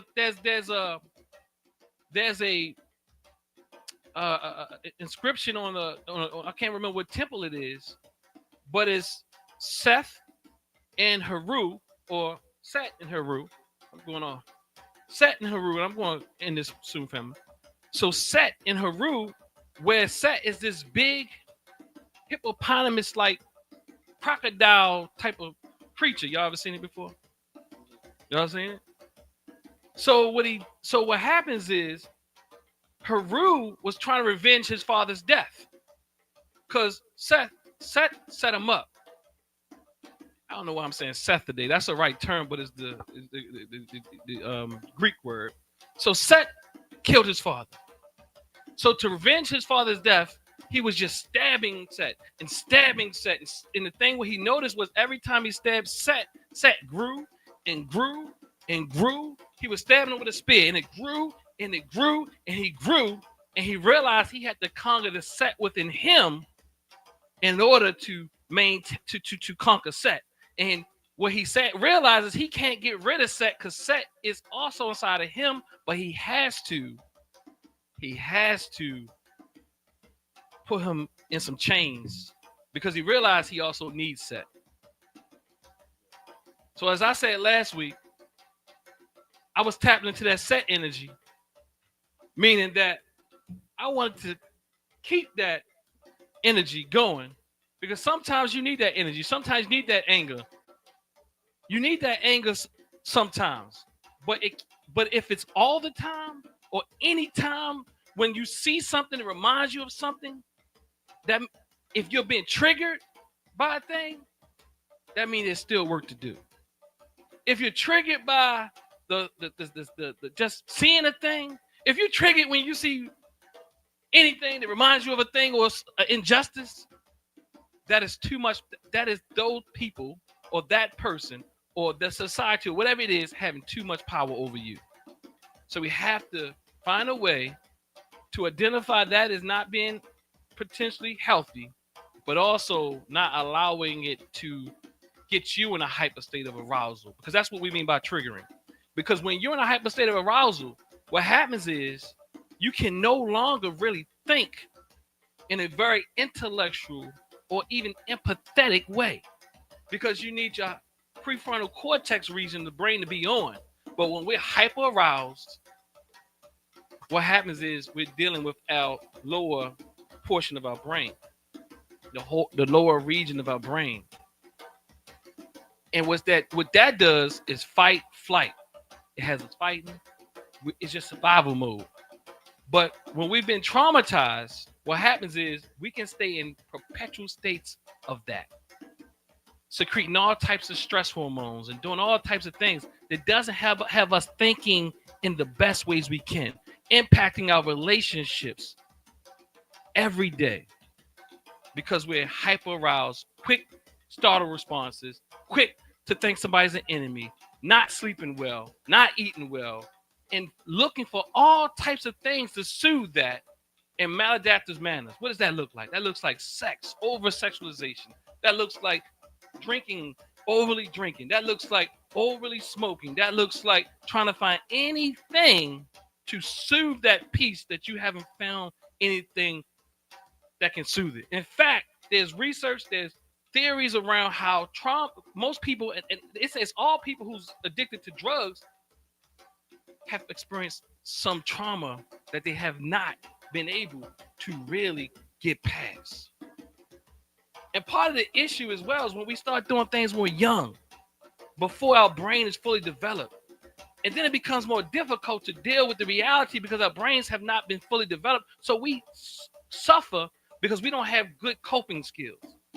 I don't care what nobody say. I mean, I'm not saying you can't have a good time, but nobody should be out here depending on anything on a daily basis. And if you are dependent on a daily basis, I'm not saying water. I can hear it. Y'all we need water. No, you can go 3 days without. You can go a couple days without water too. You can, believe me. You can go few days without sleep. You can go a few minutes. hey, You go. You look. You go a few minutes. Yeah, a few minutes. You go swimming, don't you? Yes. So, yes. So anyway, family, let's see where we going. I'm definitely going to skip that. Y'all didn't want me to skip that? I'm looking at the time. How y'all feeling? Okay. He who knows not how to forgive breaks the bridge over which he himself must pass. Back afraid I was gonna be better than you. All you ever did was try and make me scared of you. I used to tremble every time you called my name. Every time I heard your footsteps in this house. Wondering all the time, what's Pop gonna say if I do this? What's he gonna say if I do that? What's Pop gonna say if I turn on the radio? And Mom too, she tries, but she's scared of you. Your mama out of this. Your mama ain't got I don't know how she stands after what you did to her. I told you, leave your mama What are out you of gonna this. do? Give me a whooping? You can't whoop me no more. You too old. You just an old man. Nigga. That's what you are. You just another nigga on the street to me. You're crazy, you know that? Yeah, go on, get on away from around me. You got the devil in you. You are just a crazy old man talking about I got the devil in me. I am crazy. If you don't get the hell out my yard, I'm gonna show you how crazy I am. Now go and get the hell out my yard. This ain't your yard. You took Uncle Gabe's money he got from the army to buy this house when he put him out. Your black ass out my yard. I ain't going nowhere. Come on, put me out. I ain't scared of you. That's my back. Come on. Put my back down. Come on, put me out. What's the matter? You so bad? Put me out. You don't have to use it. You want to draw that bat back on me? You don't have to use it. Come on. Come on. You won't have to kill me. You want to draw that back on me? You're going to have to kill me. Come on.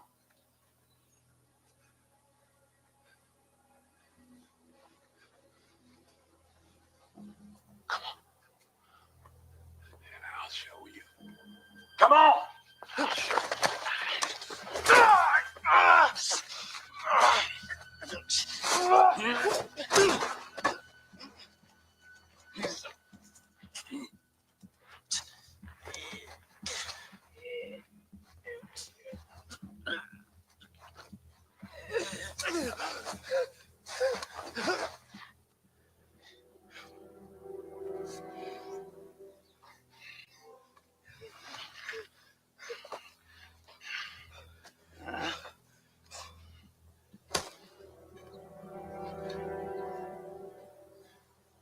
Don't get away from around my house.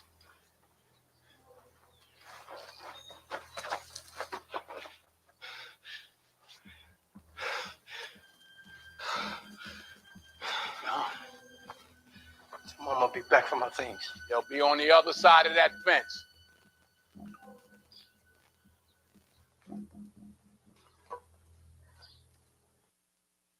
So again, it says, he who knows not how to forgive breaks the bridge over which he himself must pass.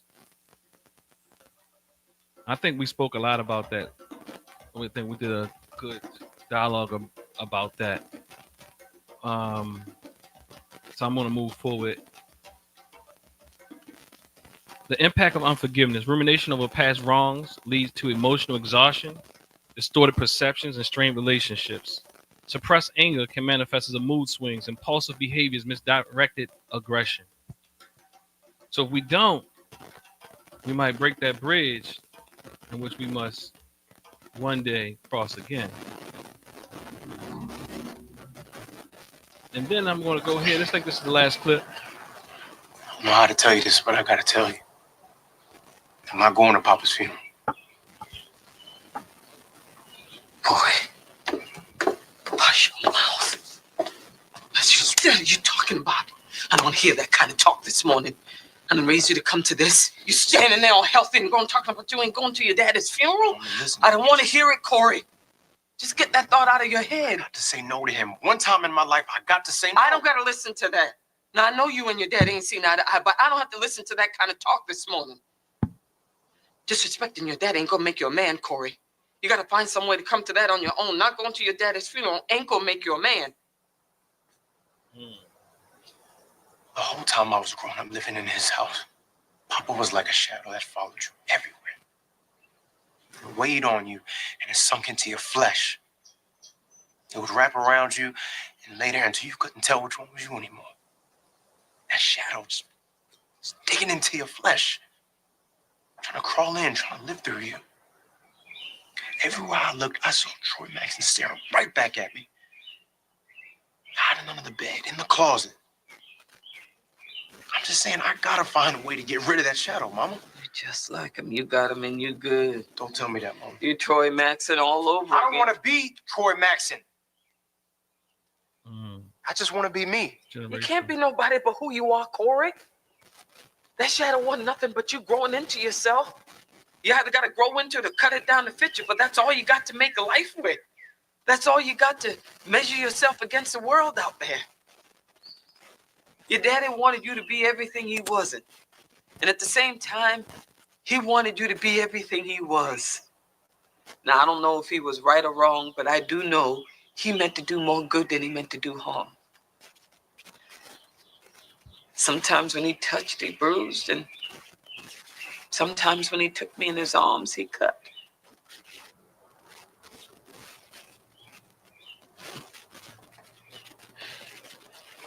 When I first met your daddy, I thought, here's a man I can lay down with and make a baby.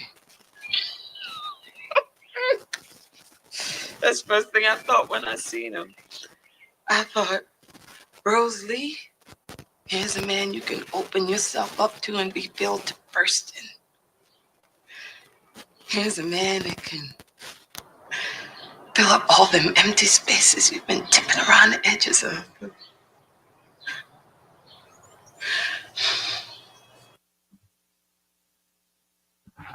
Two people. Thoughts. Ooh, something.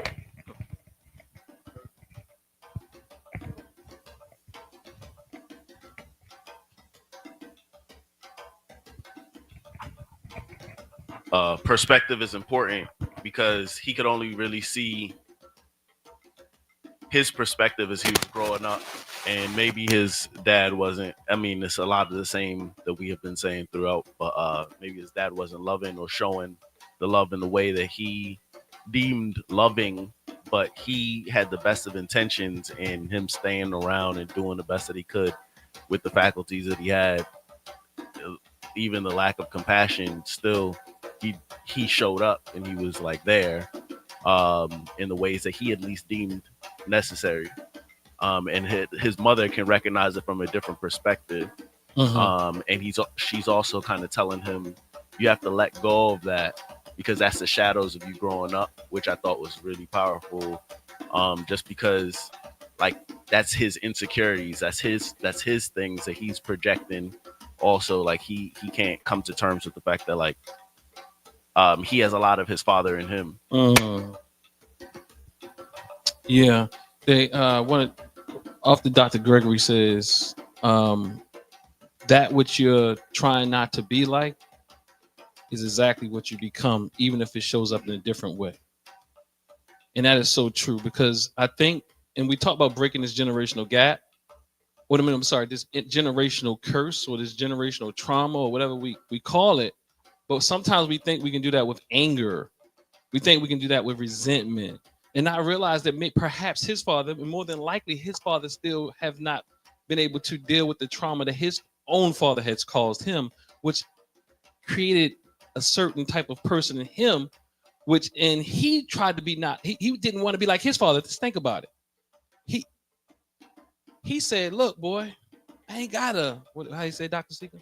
I ain't gotta like you or something like that. But the reality is he was trying not to be like his father. And still, to his very son, he was just as, I don't have the quantify, I can't quantify it, but he said again, he had the same impact on him, even though it showed up in a different way. What's Denzel's name? Troy. Thank you. Troy didn't. His father wasn't there for him.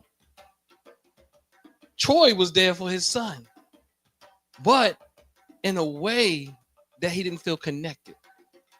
Hence, as was stated earlier, he didn't feel affirmed. So because Denzel himself got stuck in the trauma, and all the work he was trying to do because he wasn't able to move past his own trauma, he literally inadvertently caused that in his son.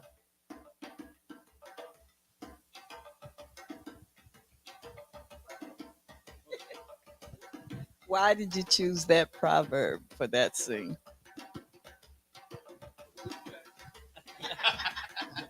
When there is no enemy within, the enemies outside cannot hurt you.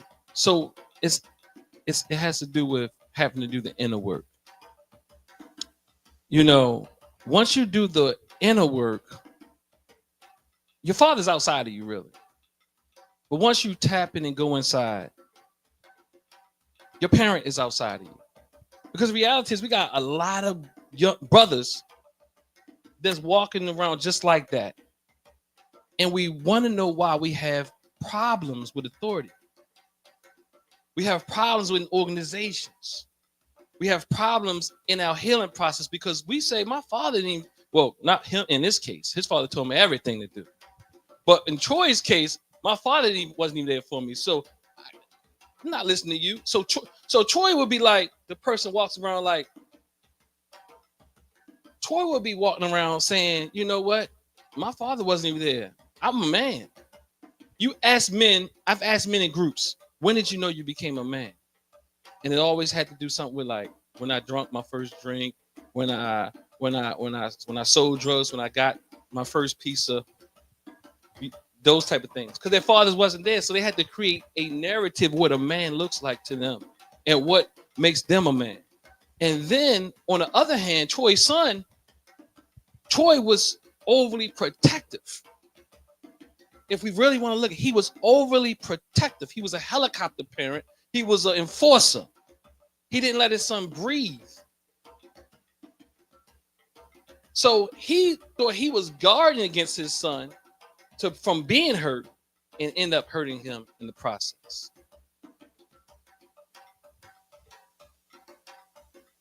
So it's always lessons for the adult and more.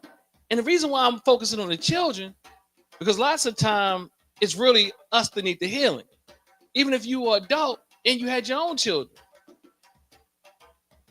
Because if you're 60, 50, 40, 70, that doesn't mean we're not still carrying those wounds around. And that we have not inflicted that upon our children. Then we have to forgive ourselves. We have to do all that. We have to forgive ourselves because we did the best we could with what we had. So when there is no enemy within, the enemies outside cannot hurt you. So you have to forgive yourself. You have to know that you are worthy. You have to repaint that inner dialogue that you have. You have to repaint that picture, that narrative, that things you've been looking for since you was 4. All right, I got 2 mics jumping up, but then we're going to close it out. That was really, really good. This whole thing has just been, it's interesting you would select these particular clips.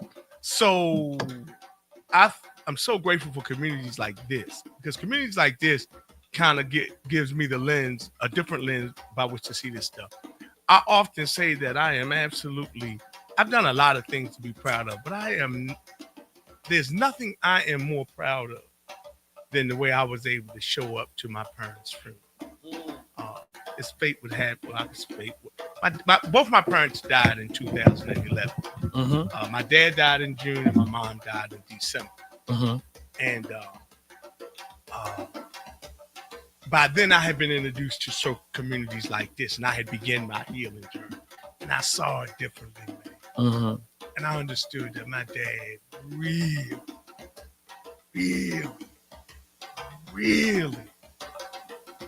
took the best swing he could take.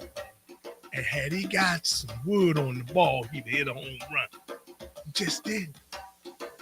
He just didn't, man. He would. My younger siblings often would challenge my mom, and they would say, "How come Dad always says he took us out to projects?" Because they don't remember what he did. grew up in a public housing project in a little town in North Carolina. My mother was the girlfriend. My dad had a wife and kids. He came to Baltimore supposedly to set a life up for the wife and the kids. He went over to the projects. He went to the projects and got the girlfriend and the kids he had with the girlfriend. Brought my mother to Baltimore. Had no maternal family here. What my younger siblings don't know is a very hostile environment for my mother. And that lady on there reminded me of her. So anyway, and my dad didn't know what to do, and I had made some different choices, and I started in doing my own, dealing with things with the tools that I had, which weren't many, and I got everything that came with that. Through the grace of God, man, I was able to heal a little bit, and I still got some healing to do. But that's all I got. Well, thank you for that. Thank you for that, Carlos, and then we'll wrap it up. Yeah, so I'm not gonna go too far, but what I want to say is that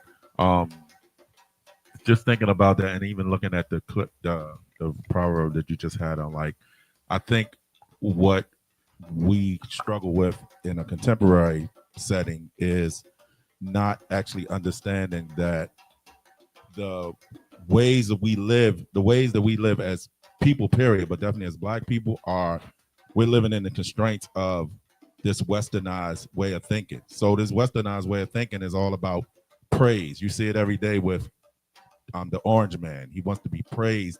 It don't matter what he's doing, but he wants to be praised. So we, as even our kids, we want to be praised. Like his kid, he wanted to know if he liked him. He needed the praise to say, hey, this is what's going on. But we as contemporaries have to understand that we're not so far removed from this situation where you didn't have the chance to praise. Like Troy's father and his father's father probably couldn't even tell his son he loved him. His father's father was at a point where if his son got to a certain age and was strong enough, he was whipped away from him. So he had no chance to tell him how much he loved him. He didn't even see him.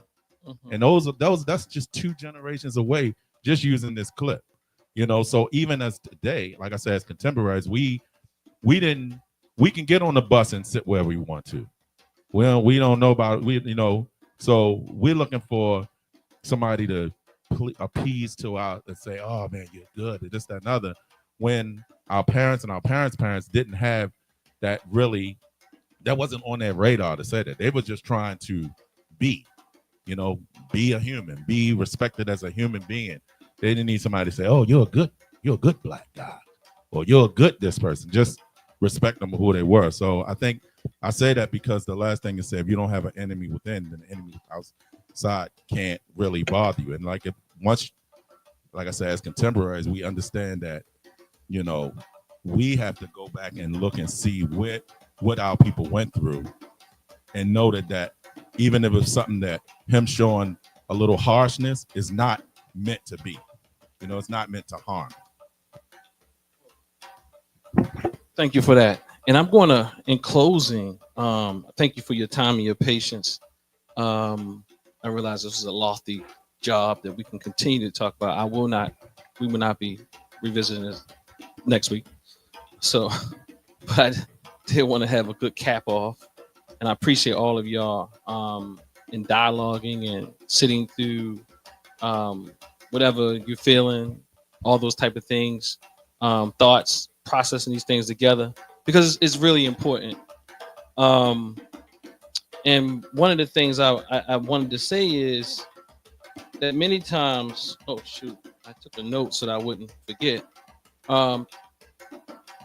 that what Troy did is what many of our parents did, and many of what we do, especially our parents. It's a process called racial socialization.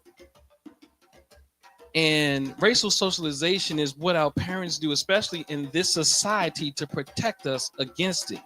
And sometimes it comes across is just hard. It's kind of like when your teachers in HBCUs, they tell you you have to be twice as better. They tell you it ain't no time to cry. They tell you have to pick it up and move on. And that's what you get in lots of our Black schools and Black families. And it serves a purpose.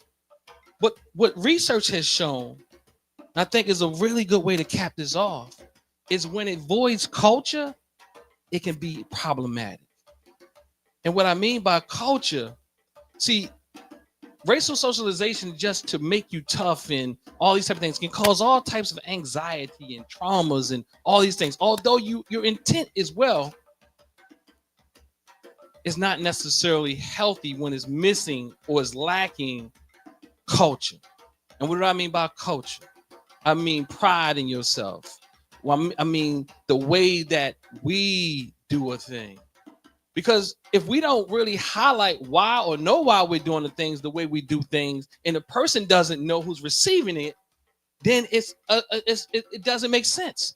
And all of us want to know, right? Why you do that? And sometimes in the generation, don't ask me no questions. Don't ask me no questions. But sometimes, but the reality is the cultural piece is really important. So I'm gonna close up the Proverbs and then we'll answer the questions why. African proverb: the child who is not embraced by the village will burn it down to feel its warmth. This reminds us of that emotional neglect that can lead to destructive behaviors. It reinforces the importance of understanding the context behind our parents' actions while recognizing our need to break the cycle of pain through empathy and forgiveness.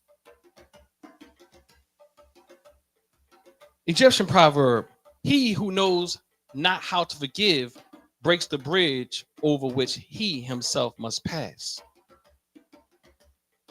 Forgiveness is essential for both personal healing and maintaining relationships. Without it, we isolate ourselves and hinder our growth. This wisdom aligns with the idea that holding on to resentment only deepens emotional wounds. A Yoruba proverb: when there is no enemy within, the enemies outside cannot hurt you. Reflection: true liberation comes from releasing internal anger and reclaiming control over our emotional well-being. When we overcome the pain within, external challenges lose their power to harm us. Thanks for your time. Come on, family, give it up for our minister. Thanks for letting me finish that, y'all. All right, one more time. Give it up for Dr. Dennis and Star Winkler. Oh, hold on, they got my song going. Come on.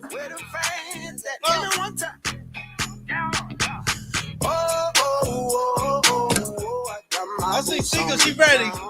You don't know it there? Okay.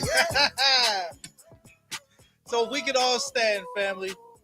We're going to close out with our Harambe's. Did I pass the hat? Pass the hat. I'm sorry.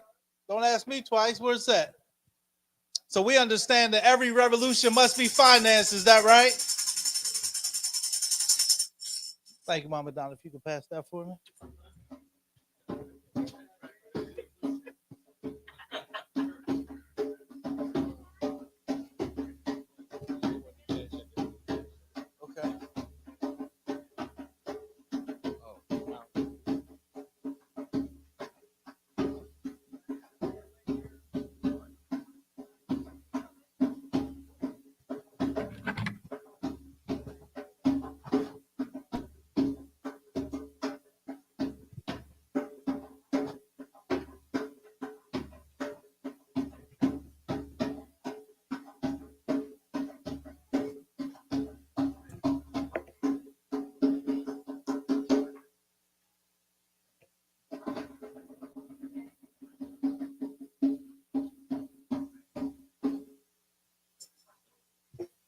All right, dear family, we're going to close out with our 7 Harambe's. And Harambe means let's pull together. We're going to put our black fist in the air. And then we're going to pull down 7 times. And the 7th time, we're going to hold it. Ready? 1, 2, 3. Harambe! Harambe! Harambe! Harambe! Harambe! Harambe! Harambe!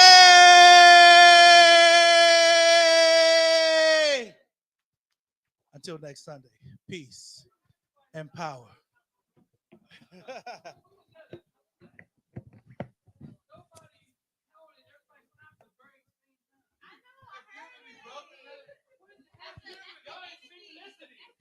Synchronicity. Let's pull together. Alignment. Walk like a champion, talk like a champion. What a piece of money, girl. Tell me where you get it from. Knock on your entrance, ram pa pa pam pam. Girl, let me in me have the thing where you are waiting. Walk like a champion, talk like a champion. What a piece of money, girl. How where you get it from? Knock on your entrance, ram pa pa pam pam. Girl, let me in. Why? Cause you would be more than dead to take your hand and lead you to the promised land. Me 20-foot dive on. All you got to do is be true, so let's go respond. Satisfy your emotion. After for the press, instantly she was. She no old and tough, and she no got time no rest. Skin smooth and precious, like she never get a cut. Once on the X, and I've got to all and pull it. Giddy up me, I forget to ease a mouse. Think I'll walk like a champion, talk like a champion. What a piece of money, girl. Tell me where you get it from. Knock on your entrance, ram pa pa pam pam. Can't let me in me everything, but no man at all. You no look for them way. You look good enough to guess no matter what a girl say. Put on your clothes, it's like a display. Man, I steer about night and day. Could you be my honey and the woman lay? With a girl just smile on her face and say, she want a man to do the work, not one to play. I'm a marathon man, she says she want one to stay. I'm with you all, I walk like a champion, talk like a champion. What a piece of body, girl, tell me where you get it from. Knock on your entrance, ram pa pa pam pam. Girl, let me in, me got the thing where you are weird man. Walk like a champion, talk like a champion. What a piece of body, girl, how are you get it from? Knock on your entrance, ram pa pa pam pam. Girl, let me in. Why? I sing. No style, no style. This is what you want, no style, no style. This is what you want, no style, no style. This is what you want, no style, no style. Why? I sing. Oh man, I want to settle down, really start a plan to how you look. I come to one conclusion. Why? You supposed to know the way, supposed to full of action. Music I playing your way, so restrain. Don't stop picking just like a time bomb. Are you every man was slam? Put your back and I'll walk like a champion, talk like a champion. What a piece of money, girl. Tell me where you get it from. Knock on your entrance, ram pa pa pam pam. Girl, let me in, me got the thing where you are wait man. Walk like a champion, talk like a champion. What a piece of money, girl. How will you get it from? Knock on your entrance, ram pa pa pam pam. Girl, let me in. Cry, I'm but you will be more than kind to take your hand and lead you to the promised line. Me 20-foot dive and all you got to do is be true, so let's go respond. Satisfying your emotion. Hot off of the press, instantly she was. She no old and tough, and she no got time no rest. Skin smooth and precious, like she never get a cut. One front to X, and I got to a lamp pull up. Get it up, me and forget to eat a mouse. But you all I walk like a champion, talk like a champion. What a piece of body, girl. Tell me where you get it from. Knock on your entrance, round pa pa pam pam. Girl, let me in, me got it in where you are wait man. Walk like a champion, talk like a champion. What a piece of body, girl. How will you get it from? Knock on your entrance, round pa pa pam pam. Girl, let me in. Why? But you all I walk like a champion, talk like a champion. What a piece of body, girl. Tell me where you get it from. Knock on your entrance, round pa pa pam pam. Girl, let me in, me got it in where you are wait man. Walk like a champion, talk like a champion. What a piece of body, girl. How will you get it from? Knock on your entrance, ram pa pa pam pam.